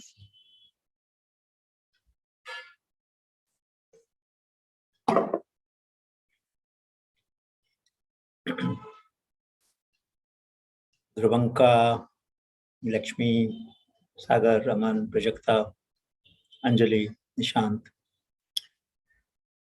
Piyush, to hai already. Vishnukant, Neha, Triple IM, Partha, Anup, Ghanshyam, Pragnya, Priyanka, Pavan, Janvi, Anjali, Ranjana, Ramit, Seema, Palak, Madhuja, Avriti, Ritu, Naval, Manju. I'm just taking a few random names. Apurva, Malika. That doesn't mean that others can't switch on. Ajit, your video is still off. Maybe you're not there. Manju, Najakat, Monica, Shraddha, Swati, Mamta. Is it Lakshmi Gautam? I'm not able to read fully. Ashwin, Sakshi, Swati, Shraddha, Neetu, iPhone. Please switch on. Please switch on. Switch on your videos, please. That will be very helpful. I want to see your faces, not just your photographs. Okay, good. So we'll come back to that. If there's any question, you are welcome to raise, but let's come to this.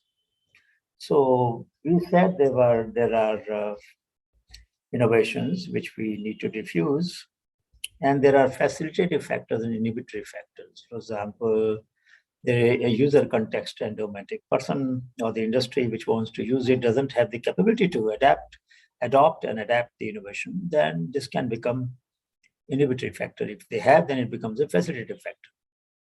If risk is too much, not everybody can take risk. If it is not modular, you take the whole package or you can't adopt anything.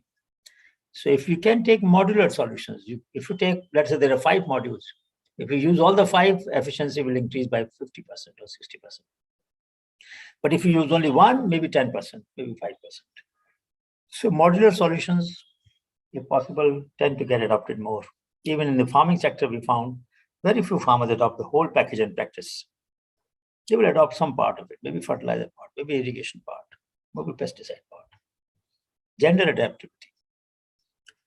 If there is a social dimension to it, if whether women can use it properly, is it too heavy to operate? Institutional factors.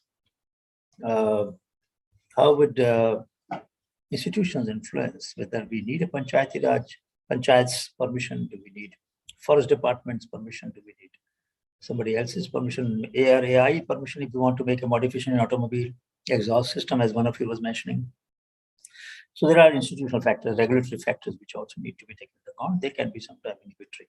So we need to know what the regulatory policies are for a solution that we are developing, so that we don't discover it after developing the solution. Beforehand, we can anticipate some of these reasons and make our solutions ready to diffuse, more easily adoptable by the common people. Seasonality factors can be there. There are certain seasons in which our solution will be effective. There is an innovator in Kashmir who has made a very simple snow remover. So in small lanes, when there is a heavy snow, people have to do it with a shovel. So he developed a small motorized snow remover, which you can navigate in very small lanes and clean, so that people don't fall down. When the snow becomes hard, as some of you in the mountain region might know, it becomes very slippery. Soft snow you can walk easily, but hard snow you cannot walk easily. It's very dangerous. So therefore, the innovation, what is the context in which it is going to be used? That context can influence, and the season when you will adapt it will affect. So there are also incentive system for individual groups, people, disincentives. If there's a pollution control device, you need a disincentive for polluters. Only then your solution will go up. Otherwise, people will not adopt it. So we need both incentive and disincentive. Disincentive for those who are not complying with the regulatory policies of the country, of the society, and incentive for those who want to comply and looking for solution, who have a demand but they want to use it. So at the community level, individual level, or public level. And when you diffuse, feedback can be positive or negative. If negative feedback, then those who early adopt sometimes early discontinue also. Sometimes early adopters can discontinue late. Late adopters can discontinue early, and late adopters can discontinue. There are 4 sets in which discontinuous. Very often we study adoption, we don't study discontinuous. We don't go to the industry which used our technology and stop using it. They are the ones who will tell us what is the weakness of our solution. We often go to those who use it. They will of course tell us something about it, but those who stopped using it will tell us something more about it. So in your studies on diffusion of innovation, always include the discontinuance as much as the continuance. Most studies suffer from this weakness. They only they assume that non-adopters they have never adopted it before. But there may be people who are not using the solution now, but have used in the past and discontinued. That statistical error takes place by not disaggregating these 2 subpopulations. We draw wrong inferences in our studies. Many times, large number of studies suffer from this weakness. So it's very important. This is a dimension which has been ignored in the literature a great deal. Please pay attention to discontinuance. Then experimentation by the user. People modify your solution. Many times you imported equipment from abroad and then you modify its usage because in your condition, you need to use it differently. Similarly, in industry, it takes place. Any solutions that we may have transferred, they may make it better or adopt it, adopt it and adapt it. And those adaptations can be source of innovation. So this is helps in diffusion of innovation. Now, we know in COVID crisis, we looked at different solutions that emerged. Some were problems which affected rich and poor everywhere. But if you look at a solution, let's say sanitary liquid dispenser, this diffused very widely. All over the world, we found different models. We studied them in about 90 countries. Everywhere, somebody had made either foot pedal or hand operated, but generally foot pedal dispenser was very safe. You don't have to touch it with your hand. It did not require any approval or support. People made it on their own. Copying or imitation was easy. Adaptation was also easy. Youth got a thrill when they did something slightly automated. Did not cost much, had multiple applications. Foot pedal was also used for hand washing. I mean, same mechanism can be used for water management. And community, bureaucracy, peers and support. It didn't hurt anybody's interest. So these were some of the factors which helped us to understand why foot pedals, a dispenser of sanitizer, got spread all over the world. Not necessarily from one country to another. People did automatically or simultaneously invented these solutions. This is long tail of innovation, very important. Some solutions diffuse very widely. Some solutions diffuse in very small locations, niches, and some don't diffuse much. We should remember that the whole ecosystem is what we're talking about. We're not talking about only blue zone, we're also talking about orange zone. And sometimes large number of niche offerings can increase the overall adoption. So we should not look for only larger scale adoption. We should look at localized. Aggregate level, it may become a very important point. So niche-based innovations are very critical for diversity, for small people getting these solutions. And of course, that also means that heterogeneity of socio-ecological environment. We will look at the incentives in a minute. They can be innovations with moderate diffusion potential, easy to modify. Word of mouth is very powerful. Now, word of mouth did not create awareness about Threader so much. Why didn't it create? Because in our society, something which reduces drudgery, that too by women, doesn't tend to get talked about a great deal. But some other innovation, something which you can make on your mobile phone, those things diffuse. TikTok diffused very widely. People could make small videos and share them. But some other app, let us say, which may be of great importance for improving our immunity or importance of mask may not diffuse widely because somehow people don't find it as useful as it. And there are a lot of videos on even a cloth single layer mask, double layer mask. Now, how can these masks be useful and shared? This IT Delhi startup, I bought many buckets from them. Kavach is the brand name. They made masks which had been pre-treated with certain chemicals which were antimicrobial, so that even if organisms are there, it will be inactivated. And this could withstand about 8 to 10 washing before they will become like a cloth mask. But even cloth mask can have importance. So the word of mouth does not go around. If government's exhortation don't work, we obviously have to gamify it. Gamification is a very important means of today making. Sometimes you get points, sometimes you get medal.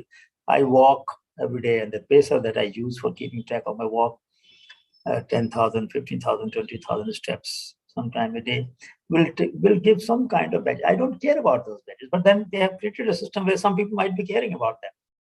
And that reason why they may be walking more regularly. I don't know. Maybe they do. That's why this gamification has been done. So gamification of adoption is a very important part. Some of you should look at that. How to gamify, how to create thrill, how to create a kind of a self-monitored reward in the game, or sometimes externally monitored reward. Diffusion of DIY solutions. As much as people can use it, share, build capacity, provide risk capital, follow up, feedback, improve. I mean, a lot of innovations which can be used without any restriction are having a very great role in society, and we should pay attention to that. Some of you are working on such ideas where you're going to share them with anybody, and I will diffuse your projects, upload them on the blog, and then share them with as many people as possible so that people come to know what scholars have done in this course in ACSR. Co-creation is also important. The IP protected I mentioned earlier could be exclusive, non-exclusive license. Tech common is a concept we developed in Honeybee Network, which means that people-to-people copying is allowed and encouraged, but people-to-firm is through licensing. We can have conditional licensing. That is, if we give a license, and if in 3 years you don't implement it, you don't set up a plant or you don't incorporate it in your production process, it will come back to us and fees will not be returned. That kind of a clause helps that nobody kills your innovation. Sometimes people license to kill it, not to promote it, but to kill it. So others don't use, and their obsolete technology continues to be available in the market. Many innovations have been killed like that. We should be careful. Our licensing agreement should be careful designed. Linked versus unlinked licensing, though legally it is not allowed, but many times firms do. That if you take my instrument, you have to take chemicals also from me. That's called linked licensing. Not good. Now, this is what the long tail is. Long tail is some innovations diffuse, others don't. Long nose of innovation. Innovations which are invented much before the time. So mouse for the computer was invented way back in early 90s. Till Windows 93 came up, there was no use for mouse because we were using DOS, we were using Unix. We used to do Telnet at the time when the computer network started. So there was no case for mouse. But the moment interface changed, mouse became popular. So therefore, this is the long nose. Many times innovations are ahead of the time. We had a program, Business Bajigar, on GTV more than 10, 15 years ago, where we had small games by which we were selecting people who will get big award for converting their ideas into business. It was much ahead, much before the startup movement started. Today's startup movement has taken off, but that time it was not. It was ahead of the time. Sometimes some solutions are ahead of the time, and they need to be popularized when the time comes. We have already gone through this. Before I come to this, I will look at a portfolio of incentives. So portfolio of incentives are material, non-material, individual and collective. There can be 4 kinds of incentives. And we'll do a small exercise. I'll share with you this spreadsheet. Can you share this spreadsheet with everybody? Megha? Vimini, have you shared this spreadsheet? Yes, sir. Just a minute. Yeah, put it on the chat. Everybody should open it.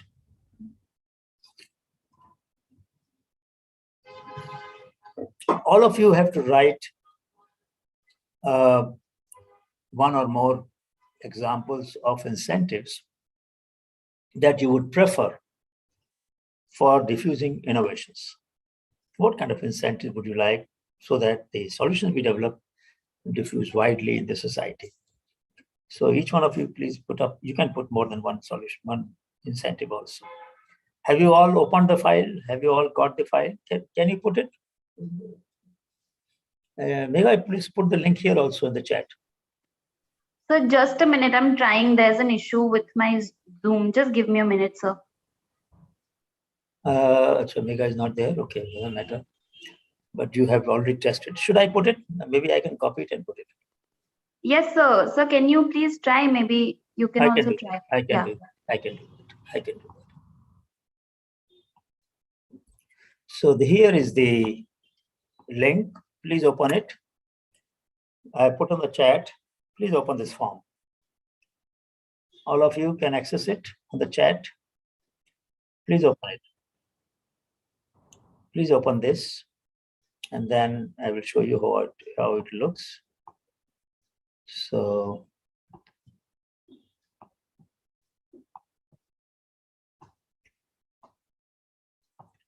when you tick it, this is the form that will come up. So your name, gender, email ID, lab, if you wish to enter, discipline. Then you have to give answer for material individual, non-material. Material individual is material, tangible, and to one individual which is given.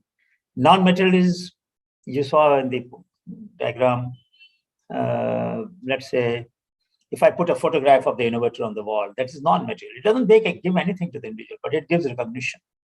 So recognition, honor, citation, these are non-material individual.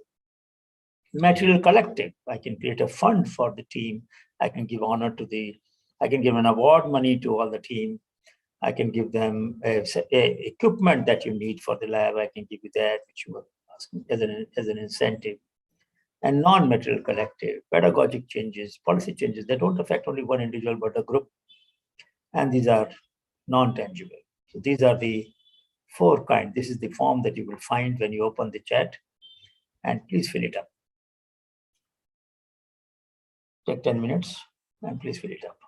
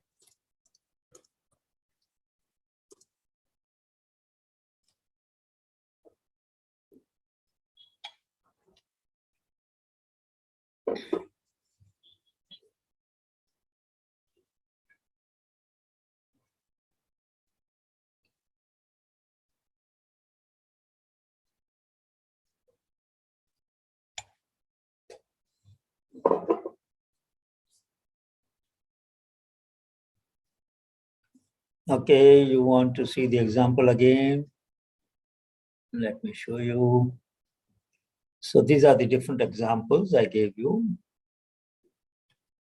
Material individual are endowment reward, financial award, R&D grant, investment in individual facilities, scholarship, fellowship, anything which is material, touch and feel. And it incentivizes individual behavior for development and diffusion of innovations. Non-material is recognition, citation, honor, memorial.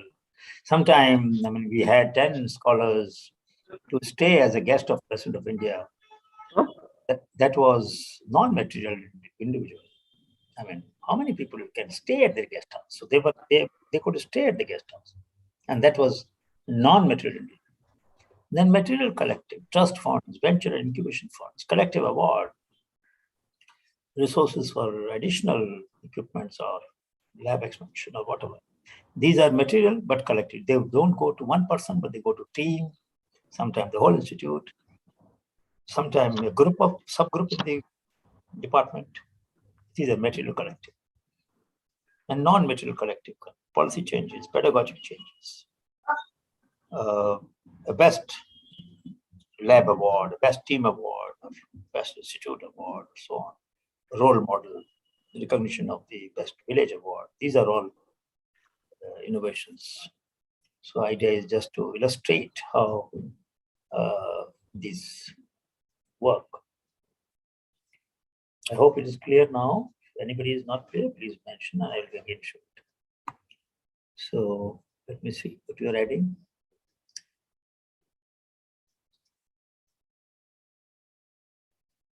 So we had the previous batch one also, and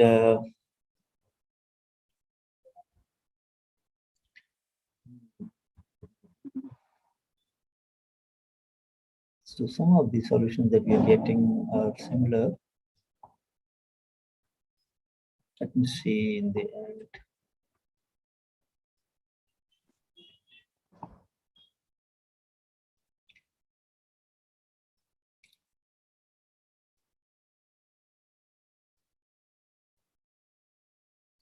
Yes, authorship in paper is not material, it is non-material.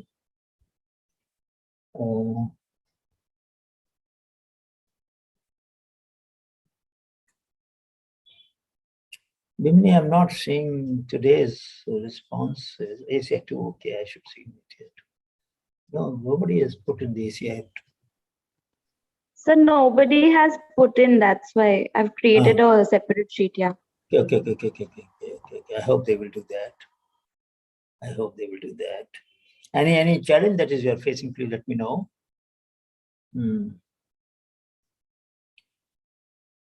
Put the link again.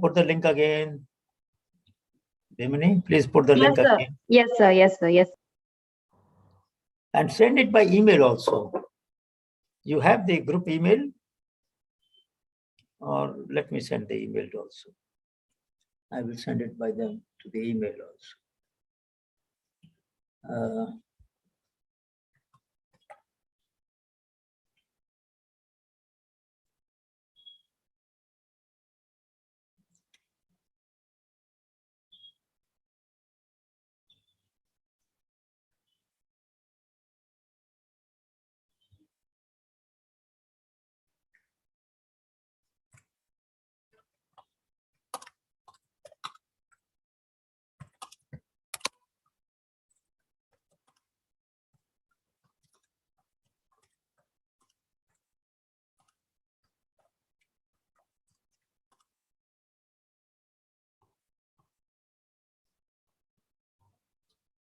So I have mailed it also to all of you. You will get it. And I put it in the material collective and non-material. Material collective is when there is a tangible incentive, but for a group, not for individual. So your whole team gets the support. Let's say you are doing a project. If I give a book, you must find a way of sharing this. This is a tangible. Book is a tangible, but you cannot, it's not too individual. Let us say it is the best group. I sign it, autograph it, and send it to you. Now that will be a material, but a group award. It doesn't really, you may put it in your library, or you may borrow and share. Each one of you can read it. Or let's say I give you some equipments which you want very much in your team to work, do some research, which you were asking for a long time, couldn't get it. And that's an incentive. Or I give you a travel grant. Okay, take a week off and go to Himalaya, have a retreat. It costs money. I'm giving you the paid retreat. And you go to Himalaya, as I take my students in Shodhyatra, walk there,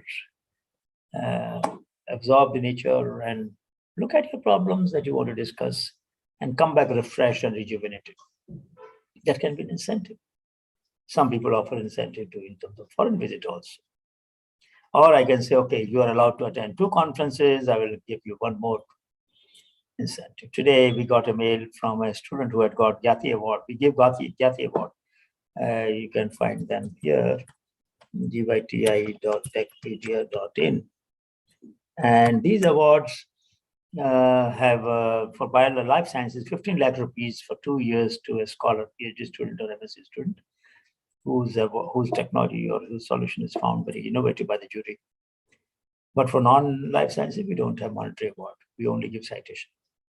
So one student, Vishnu, wrote back saying that his paper has been accepted in Nature, and he is required to pay some 2 lakh rupees.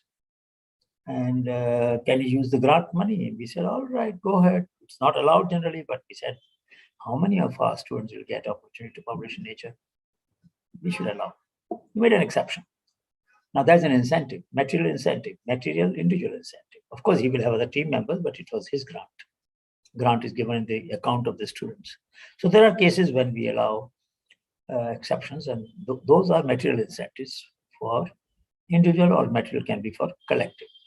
When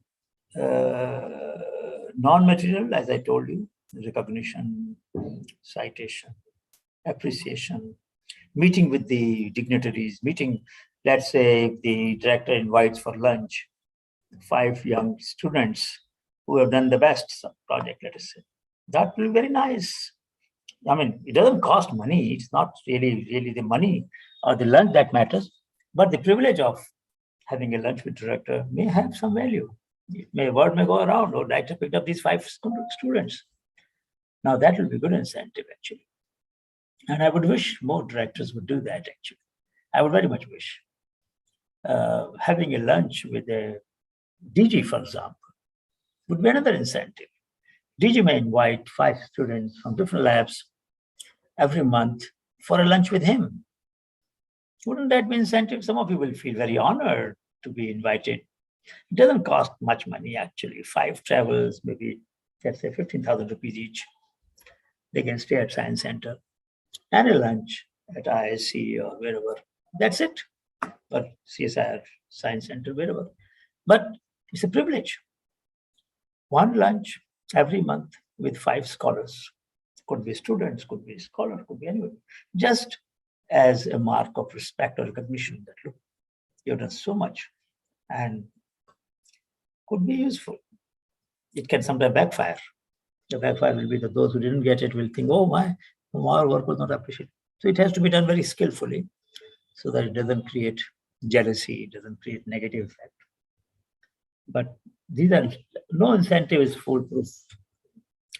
Any incentive will discriminate. And when it discriminates, some people will feel it has been done fairly, some will feel unfairly. But you should have a trust in the system, then it's okay. Many people were elected for different academies. NASI said, announced as fellows, Academy of Science in Bengaluru announced, or INSA. Now these are honor. There's no money in it, but these honor matter for your career, for your. So I hope it is clear.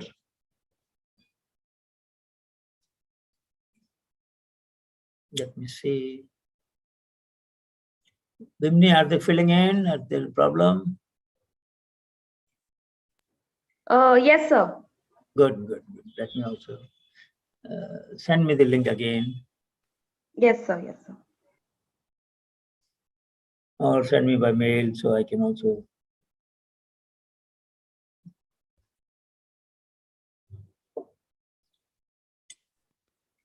Sir, I've sent it to you on chat. Should I mail also? No, mail also. Okay.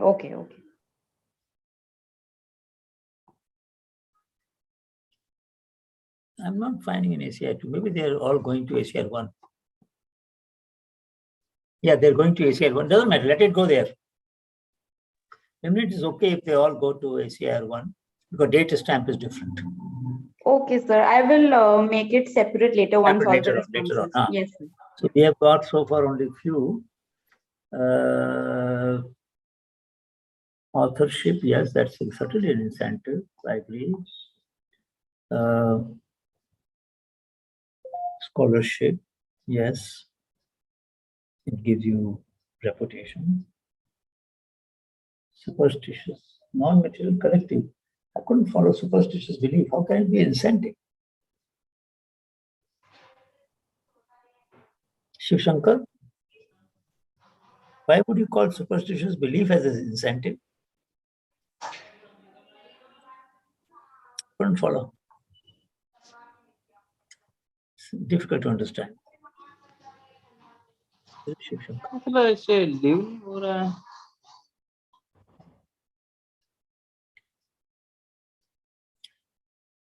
One suggestion I have is that maybe you can fill it up later. We have limited time, so because we have only, I want to show you a film, so maybe we should continue with the thing that I want to show. So let me show a film which will influence your outlook maybe, but let us see.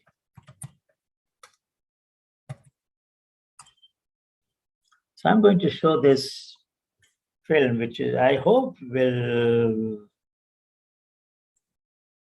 question your assumptions. Maybe you could tell me later on whether it does or not. So let me.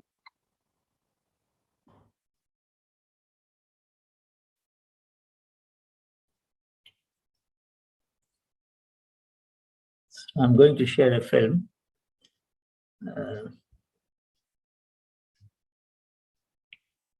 Wait a minute. I don't know whether I put the video on or not. Let me see again.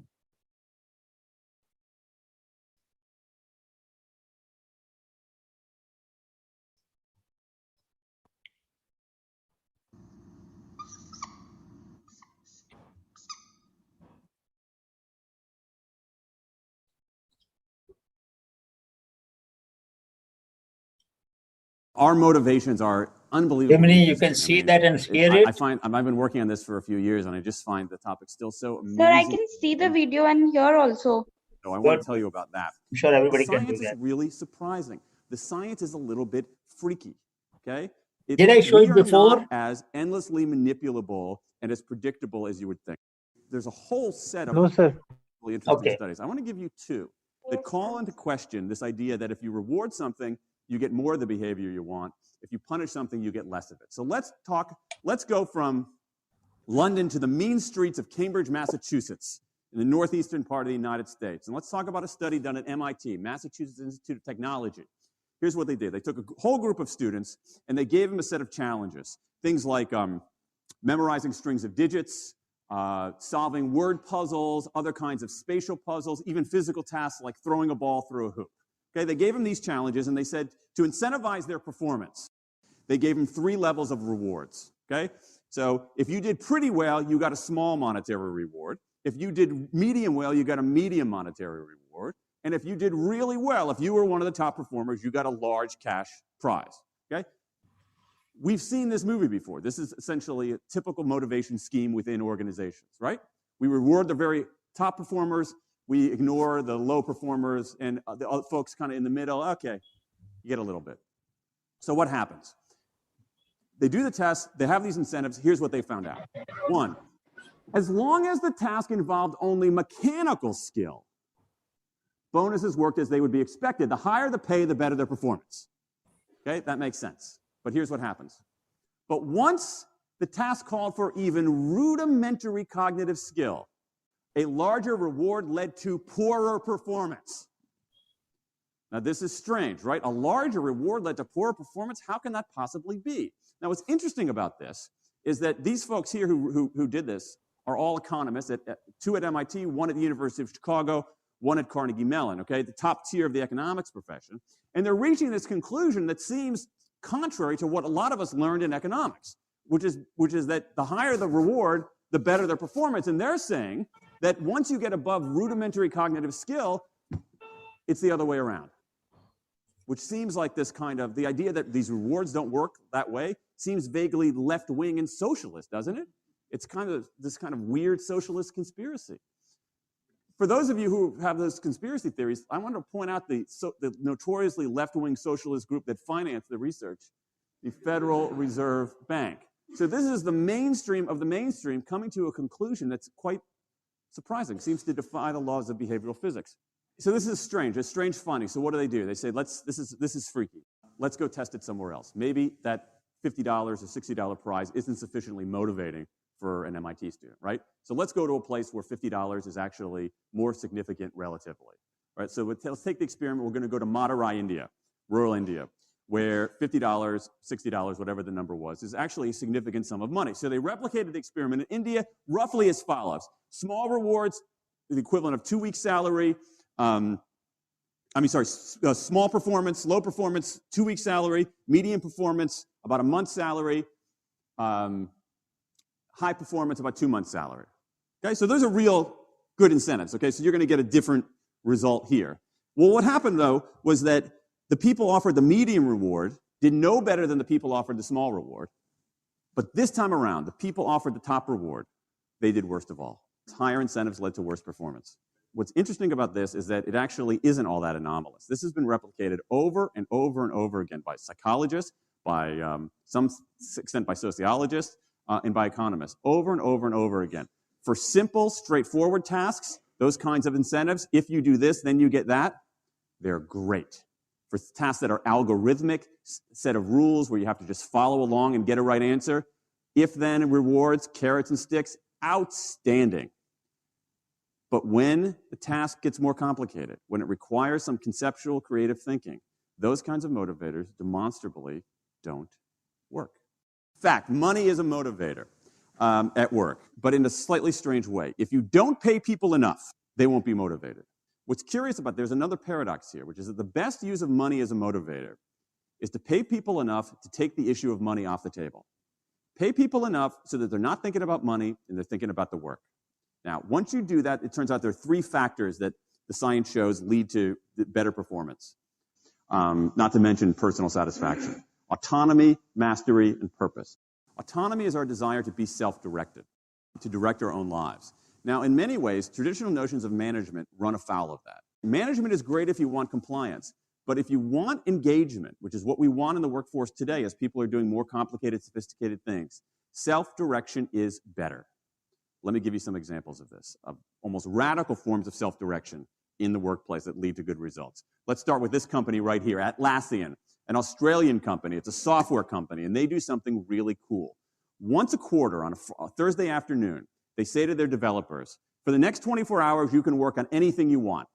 You can work on it the way you want. You can work on it with whomever you want. All we ask is that you show the results to the company at the end of those 24 hours in this fun kind of meeting, not a star chamber session, but this fun meeting with beer and cake and fun and other things like that. It turns out that that one day of pure undiluted autonomy has led to a whole array of fixes for existing software, a whole array of ideas for new products that otherwise had never emerged. One day. Now, this is not an if-then incentive. This is not the sort of thing that I would have done 3 years ago before I knew this research. I would have said, you want people to be creative and innovative? Give them a freaking innovation bonus. If you can do something cool, I'll give you $2,500. They're not doing this at all. They're essentially saying, you probably want to do something interesting. Let me just get out of your way. One day of autonomy produces things that had never emerged. Okay, let's talk about mastery. Mastery is our urge to get better at stuff. We like to get better at stuff. This is why people play musical instruments on the weekend. You got all these people who are acting in ways that seem irrational economically. They play musical instruments on weekends. Why? It's not going to get them a mate. It's not going to make them any money. Why are they doing it? Because it's fun, because you get better at it, and that's satisfying. Go back in time a little bit. I imagine this if I went to my first economics professor, a woman named Mary Alice Schulman, and I went to her in 1983 and said, Professor Schulman, can I talk to you after class for a moment? Yeah. I got this inkling. I got this idea for a business model. I just want to run it past you. Here's how it would work. You get a bunch of people around the world who are doing highly skilled work, but they're willing to do it for free and volunteer their time, 20, sometimes 30 hours a week. Okay, she's looking at you somewhat skeptically there. Oh, but I'm not done. And then what they create, they give it away rather than sell it. It's going to be huge. I mean, she truly would have thought I was insane. Okay, it seemed to fly in the face of so many things. But what do you have? You have Linux powering 1 out of 4 corporate servers in Fortune 500 companies, Apache powering more than the majority of web servers, Wikipedia. What's going on? Why are people doing this? Why are these people, many of whom are technically sophisticated, highly skilled people who have jobs? Okay, they have jobs. They're working at jobs for pay, doing sophisticated technological work, and yet during their limited discretionary time, they do equally, if not more, technically sophisticated work, not for their employer, but for someone else for free. That's a strange economic behavior. Economists who look into it, why are they doing this? It's overwhelmingly clear. Challenge and mastery, along with making a contribution. That's it. What you see more and more is a rise of what you might call the purpose motive, is that more and more organizations want to have some kind of transcendent purpose, partly because it makes coming to work better, partly because that's the way to get better talent. And what we're seeing now is, in some ways, when the profit motive becomes unmoored from the purpose motive, bad things happen. Bad things ethically sometimes, but also bad things just like not good stuff, like crappy products, like lame services, like uninspiring places to work. That when the profit motive is paramount, or when it becomes completely unhitched from the purpose motive, it's just, people don't do great things. More and more organizations are realizing this and sort of disturbing the categories between what's profit and what's purpose. And I think that actually heralds something interesting. And I think that the organizations that are flourishing, whether they're profit, for profit, or somewhere in between, are animated by this purpose model. Let me give you a couple of examples. Here's the founder of Skype. He says, our goal is to be disruptive, but in the cause of making the world a better place. Pretty good purpose. Here's Steve Jobs. I want to put a ding in the universe. All right? That's the kind of thing that might get you up in the morning and racing to go to work. So I think that, that we are purpose maximizers, not only profit maximizers. I think the science shows that we care about mastery very, very deeply. And the science shows that we want to be self-directed. And I think that the big takeaway here is that if we start treating people like people and not assuming that they're simply horses, slower, smaller, better smelling horses, if we get past this kind of ideology of carrots and sticks and look at the science, I think we can actually build organizations and work lives that make us better off, but I also think they have the promise to make our world just a little bit better.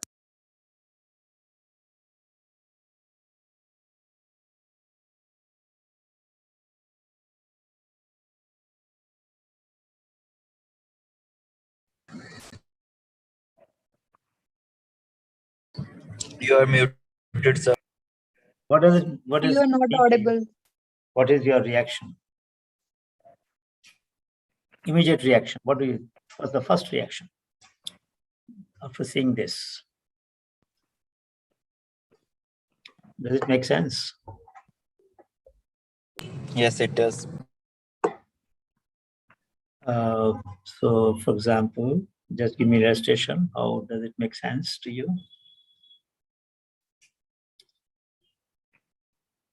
Switch on your videos, please.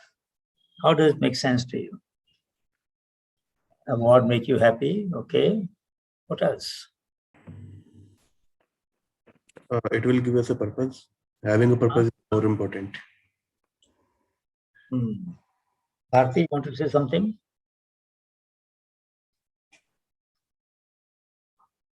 Anybody? Reena, Moringitam, Anup? Any other reaction? Ananta?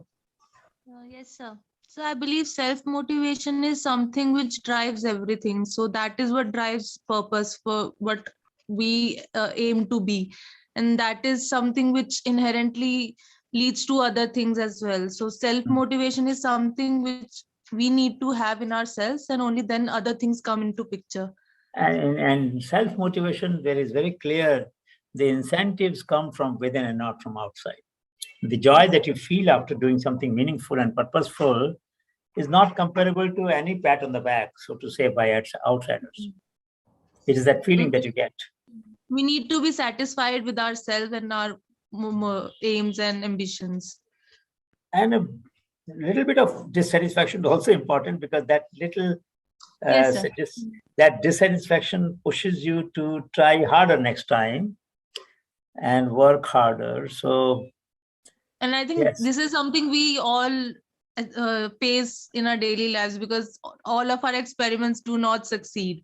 Most of them fail. But then when one experiment succeeds, and then we are like, we need to do more so that we can achieve more. True. And when you share your results with some experts outside, you get feedback. Somebody reads your paper and sends you a mail. Is there anything comparable to anything else in the world? I mean, a feedback by a scholar, particularly if somebody reputed sends you a mail. I saw your paper and found this idea very interesting. Would be worth millions of dollars, probably. Somebody can give you a lot of money and put you in a room with no communication, no feedback. You don't know what you're doing, how good it is. You will get bored very quickly, isn't it? So autonomy, yes, autonomy is a self-directed behavior. I told you two words in the beginning of the course, autonomy and agency. Autonomy is freedom to make decisions. Agency is ability and willingness to use that freedom. Many times we have autonomy, what we lack is agency. So while we have ability to do things that we want to do on our own, but we still look for guidance or permission or authorization for doing certain things. And I'll give you an example of what happens sometimes when things, you mentioned about experiment. Dr. Mashilka told me this example. So once when he was DG, he used to go back on weekend to Pune and he was guiding PhD students at NCL. You know that before he became DG, he was the NCL director. So he will go and see the results. So one week he bought a New Scientist magazine, science magazine, on the cover of which there was a photograph of a self-organizing gel. And he showed it to his student because they were working on that. And suddenly the student, one of the lady students said, I think Shiny or was his not her name. And she said, sir, I had also seen this in my results. Then why didn't you tell me? We would have been on the cover. Sir, it looked so different from what I was doing. I thought there was an error in my experiment. This is a real experiment, a real incident I'm telling you. That too in the lab of one of the most outstanding, most decorated scientists of our country. It can happen. If you are not, you had autonomy. So you got the result, but you were not sure whether that autonomy will empower you to talk about a result which is at variance from what you have read so far. Sometimes, and pardon me for saying this, but sometimes you adjust your results, which is unethical, but sometimes you feel as if you have done a mistake. How could others be wrong? Why can't others be wrong? Why can't others be mistaken? They may have missed the odd observation that you have figured out. So sometimes we lack that confidence, that capacity to use that freedom and if you do, and sometimes you will get kicked for it because your hunch may not prove to be right, but sometimes it proves right. And when it proves right, it gives you a huge recognition, a huge satisfaction. Nothing can compare with that. So I would urge that all of us should pay attention to autonomy, agency, and affirmation. Affirmation is you affirm your goal, your purpose. You will accept it, even if others don't. I'll tell you about, I won't let the name. A scholar working in IIT, one of the new IITs. She has been sending mails that I want to talk to you. I was not responding well. I said, maybe I'll talk sometime when I'm free. Today I talked to her. She said, look, sir, I want to come and work on the real entrepreneurs. I don't want to just teach entrepreneurship. I said, why? Nobody leaves IT job just like that. But sir, that's not the point. Point is that I'm at a stage when I can do things to make a difference. And then I'll come back to academics afterwards. But I want to do this. Now, he was a scholar, assistant professor in IIT, wanted to leave that, to soil her hands, get into the field. I was impressed. I said, oh, I'd like to persuade you to not to do that because you don't get IT job just like that. And but then maybe I'll dissuade her rather 2 or 3 times more. And after that, if she still is determined, I will let her come and plunge into what we're doing, and which is wonderful. So sometimes there are people who want to do what they want to do no matter what. And they're so confident that if opportunity has got to them today, they will come up again later on, maybe. And that makes sense. So once in a while, people take risk. And if we play safe, we will not go too far. Sometimes risk-taking or entrepreneurial behavior is very meaningful. So Ananta, when you chose the problem of mental health, I was very intrigued, but I also was feeling very moved that you chose a problem which is very widespread, very serious problem. And if you can make a breakthrough, you can come out with some good manual. Yes, Snehlata, bolo. Snehlata, you want to say something? Sneh, did you want to say something? Yeah, go ahead. Please go ahead. Unmute yourself. Oh, network problem. You can call me on phone. I will put my phone on the speaker. Please call me. My number is 98250-14437. 98250-14437. Call me and I'll put it on the speaker so everybody can hear. Don't worry about network. Can you do that? You can call me. I'm putting the number again on the chat. You can call me. Sneha, we can't hear you. Can you try a phone?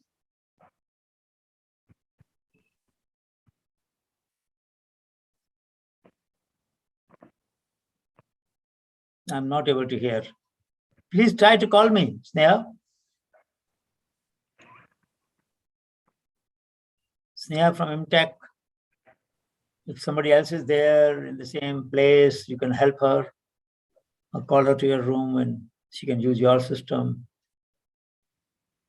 If you're on the lab, if you're at home. Sneha, can you call me up on the phone? If you're listening to me, I can't see your name, but you must be there around. Sneha, I can't hear you. Can you call up on the phone? Does somebody know her number? Okay, you can text. All right. Please text. Or you can't connect by phone also. All right, doesn't matter. Okay, please put in the chat. Yes, I'll wait for your response. In the meanwhile, anybody else feels that what we discussed today about incentives and purpose of diffusion, not just, we won't say that incentives should flow only for the solutions that diffuse widely. In my view, we need incentives also if you solve problem of a specific communities. Sometimes they are localized, maybe in one district. Another person has developed innovation which has gone to 50 districts. Are we saying that the one which went to 50 districts is more important than the one which went to one district? No, depends how much suffering that one district had because of that problem. 50 districts, maybe they got additional income. In one district, they were not even getting minimum needs. They were not even able to subsist, and that your solution made them to live better, or at least make their life possible, living possible. So it depends whose suffering is more important, and sometimes solutions for localized communities are no less important than solutions for larger communities. I encourage you to think along that line. And Sneha, I have not read anything by you, but try if you can put in the chat. Anybody else wants to say in the meanwhile? Anybody else wants to raise any issue about what we discussed, that we try to link the incentives for innovation and diffusion? Anybody has any comment, counterintuitive comment on what we have discussed today, or a challenge that you are facing and you feel that we have not addressed that today? Anybody? Monica, Anup, Shiv Shankar, any thought that comes to you which... There's a very interesting paper by Ernest Mayr, book is there. There's the epilogue of the book, Science of Science. So those of you who have read about his work, he is a famous zoologist. So once he wrote that he published a particular paper on bird behavior in an island. He was looking at evolutionary biology. And he said that this paper was published in an obscure journal. So it remained unnoticed for almost 30 years. What he was saying, that if there are two ecotones, that means two niches of two species, and then where they overlap, the crossing may take place between two species sometime, and new variations emerge. That was the simple point that he was making, very important for him from evolutionary point of view. And I found that point relevant for our research and innovation also, that whenever two niches overlap, that is a place where you find a lot of hybridization, a lot of crossing of ideas, a lot of new ideas emerge. In the core area, so for example, where wheat is grown, concentrated wheat region, you may not find many innovation. But in the marginal regions where wheat and rice both are grown, and one can choose one crop. Of course, rice is a kharif crop, but rice also grows in winter crop as a burrow. So if sometime there are two crops which are overlapping, wheat and mustard, for example, you may find at that place some new ideas emerging, new experiments emerging. So he was saying that if you publish sometime in obscure journal, then it doesn't get noticed. And the recognition that came his way came very late, because his work was noticed late. So incentive sometimes, recognition is lacking, not because you have done something wrong, but just somehow the work doesn't get as much attention as it should have got. And that happens. You know that South African new variant that has come, Omicron, what is it called? Omicron? Omicron. Now, people have got worried about it, and South Africans said, don't punish us because we were honest and ethical. He said, because our genetic mapping techniques gave the genome of that new variant very quickly, and we could share it with everybody, don't ban our travel, because it is not having he said he did not get a single case in the hospital so far affected by this Omicron. But people started banning people from Africa, South Africa. He said, you are punishing me for disclosing this problem to you. That look at the enigma, look at the pain of this scientist who brought to the knowledge of entire humanity something first time. Nobody had noticed that variant. And he has shown that, when you do testing at the airport, if the person has got infected very recently, say 24 hours ago, it will not show in the RT-PCR test. So RT-PCR test doesn't do anything at the airport, I'm saying. So banning travel is not so good idea. Quarantining is a good idea. That areas where this has spread, self-quarantine should be followed, then problem can be contained. But we are attacking the problem at the wrong end. And he is feeling pain because most countries are going through stress, and if our South Africans cannot travel or cannot receive people from other countries, then surely their economy will suffer. And he, in a dilemma, gave that statement that, look, it's a very mild infection. Most of it can be treated at home. Now, every variant doesn't cause you to feel worried about it. But look at this. Sometimes your research will not get attention that it deserves. Don't be dissatisfied. There are times, there are waves. And Sneha, I have not still received your chat, so I don't know what should we do now. I was waiting for your message, but I'm not able to get it. And I've not received your call. So maybe you can send me a mail and I'll reply to you, but I'm not able to get your input at all, neither on mail nor on phone. So I'm sorry about that. Friends, anybody else has any question before we wind up for the day? Any counterintuitive insight? I was looking for some dissenting voice which feels that no, it is not true what we have discussed today. Something else is there. Anybody? Any dissenter? Or a diverse opinion on the dynamics of innovation, incentive, and diffusion? Hello. Yes, Charu. Namaste, sir. Namaskar. Sir, I'm from Miri. So I want to ask you regarding the project. Yes.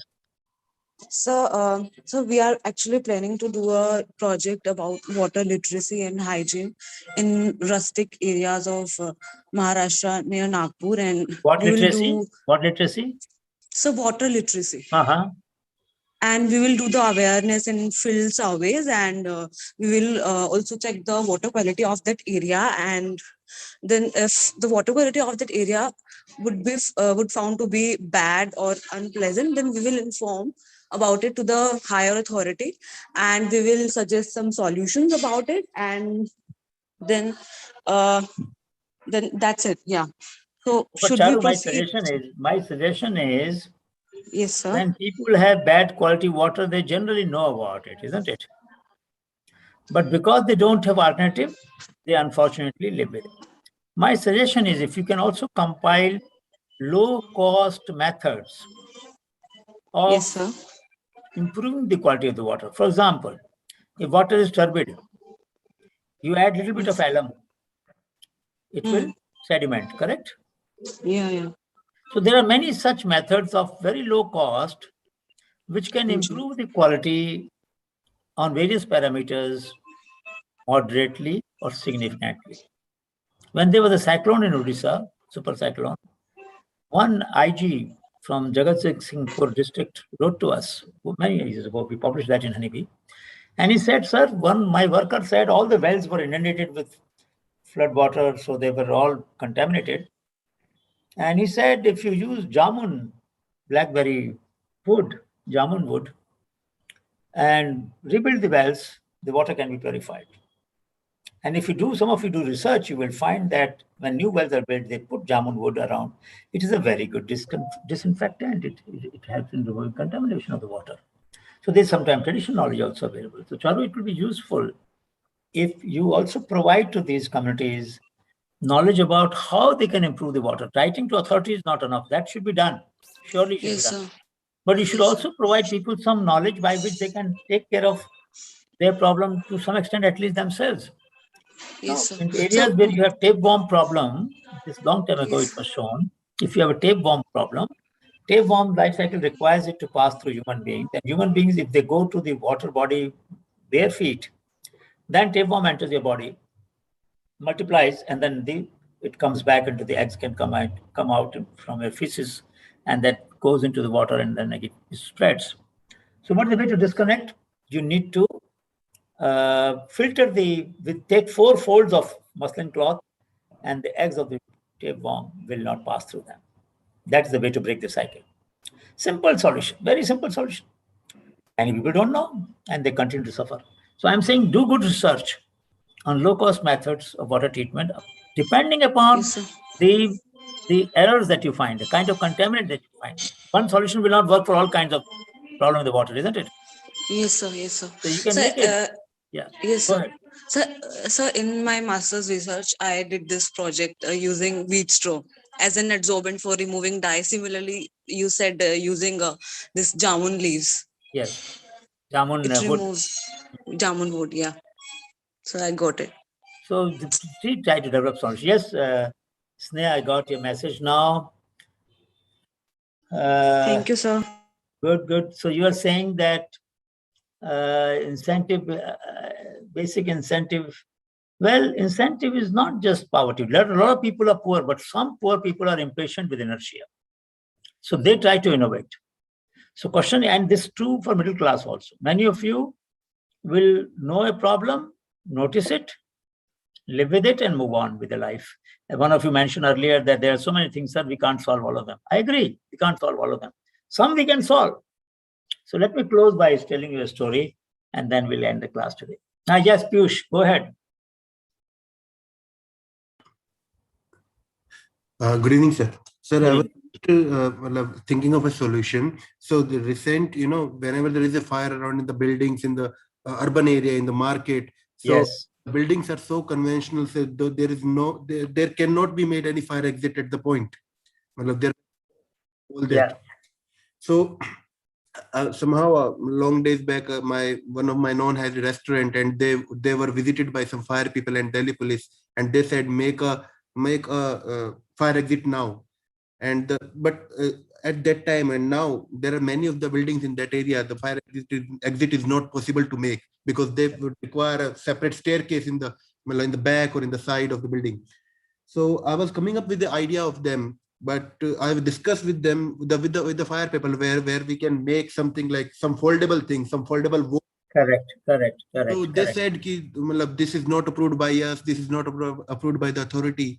So even if I work on something like that, I will give a solution for the fire exit for the old buildings, conventional buildings of the old Delhi. So where would I get the application of that? That's a good point. And if you make a fireproof stair which is foldable and from which people can descend in the case of emergency, makes a lot of sense to me. Because even if fire brigade people were to come, they will do the same thing. They will also try to get people out through some such exit. So I think it makes sense, and you should definitely write to them, talk to them, engage with them, that in places where there is no facility for having a separate stair, why wouldn't fireproof folding stair make sense? Because when people are danger of life, they will have to take that risk of coming through that stair. And this might be the best solution at that moment.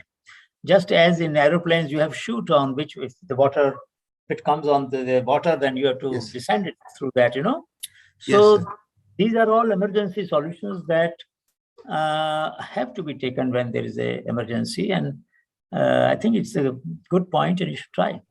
And sir, I decided to work with my known who had a restaurant. So we came up with the idea, but because they were not interested at all of the safety. No, but you have to write to the higher authorities.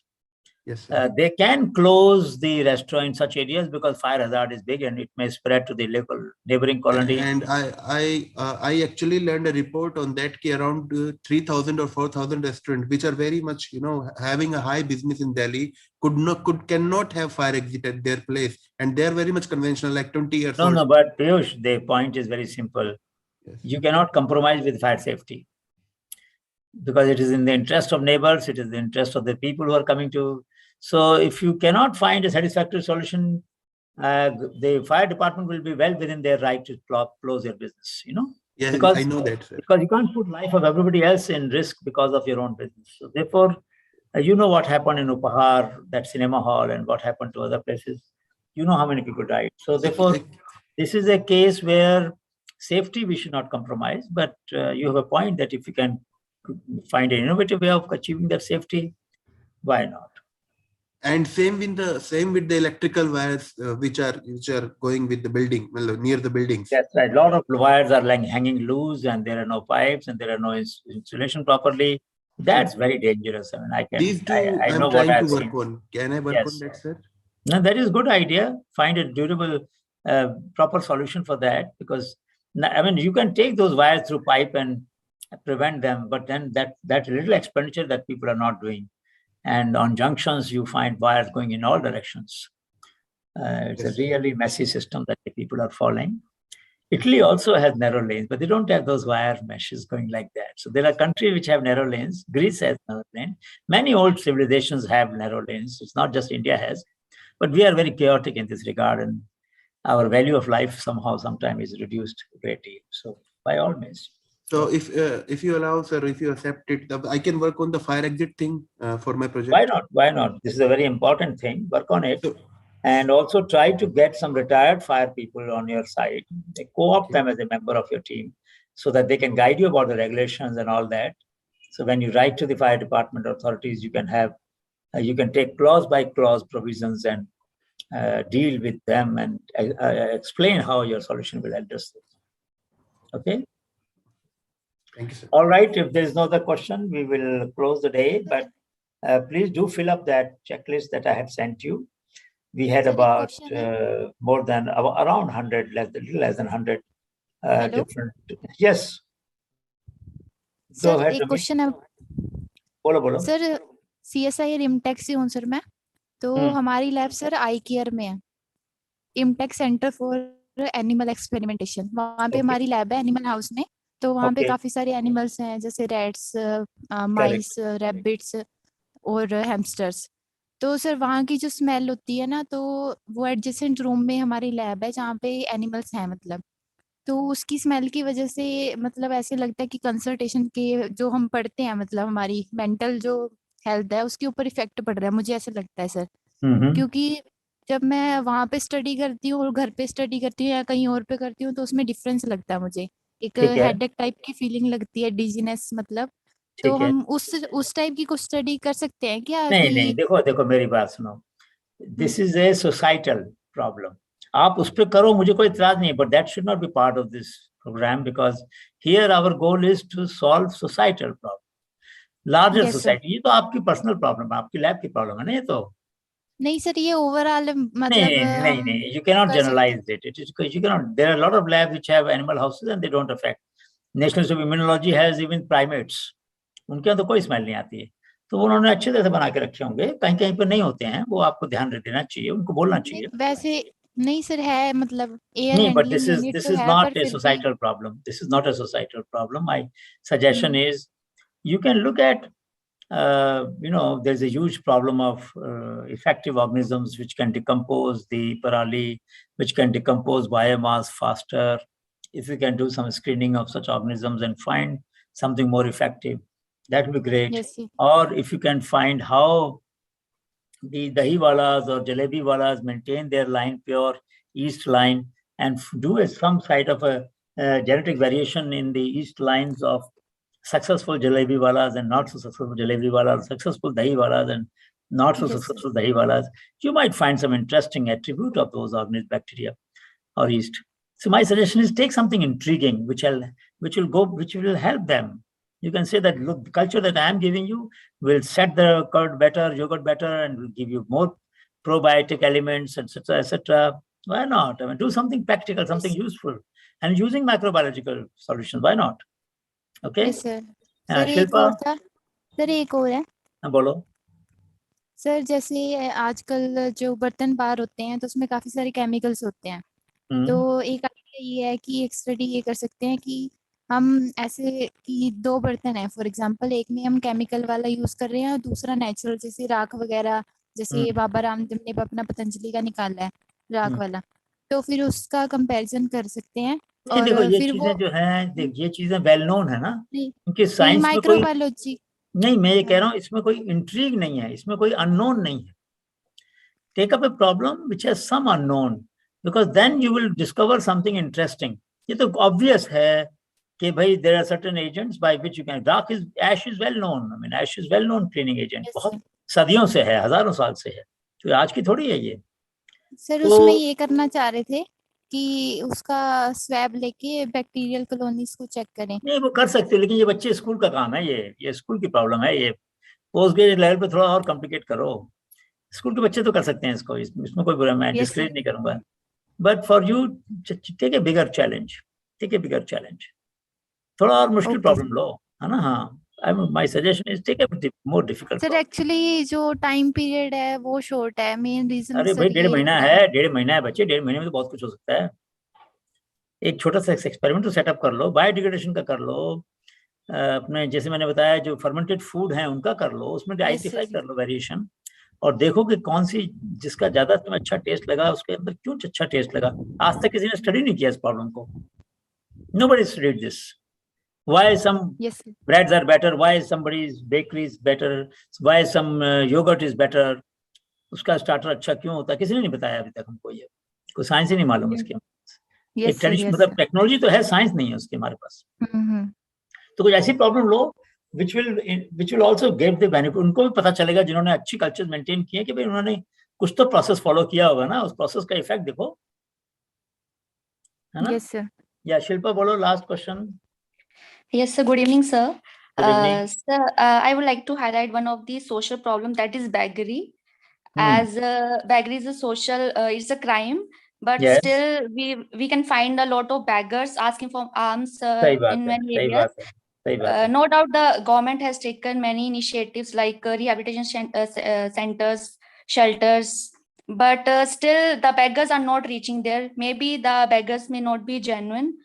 And so can we do something for them, like developing an automatic system through which we can detect the beggars, especially in traffic lights, which is the very effective area where accident and fatal injuries can be happen.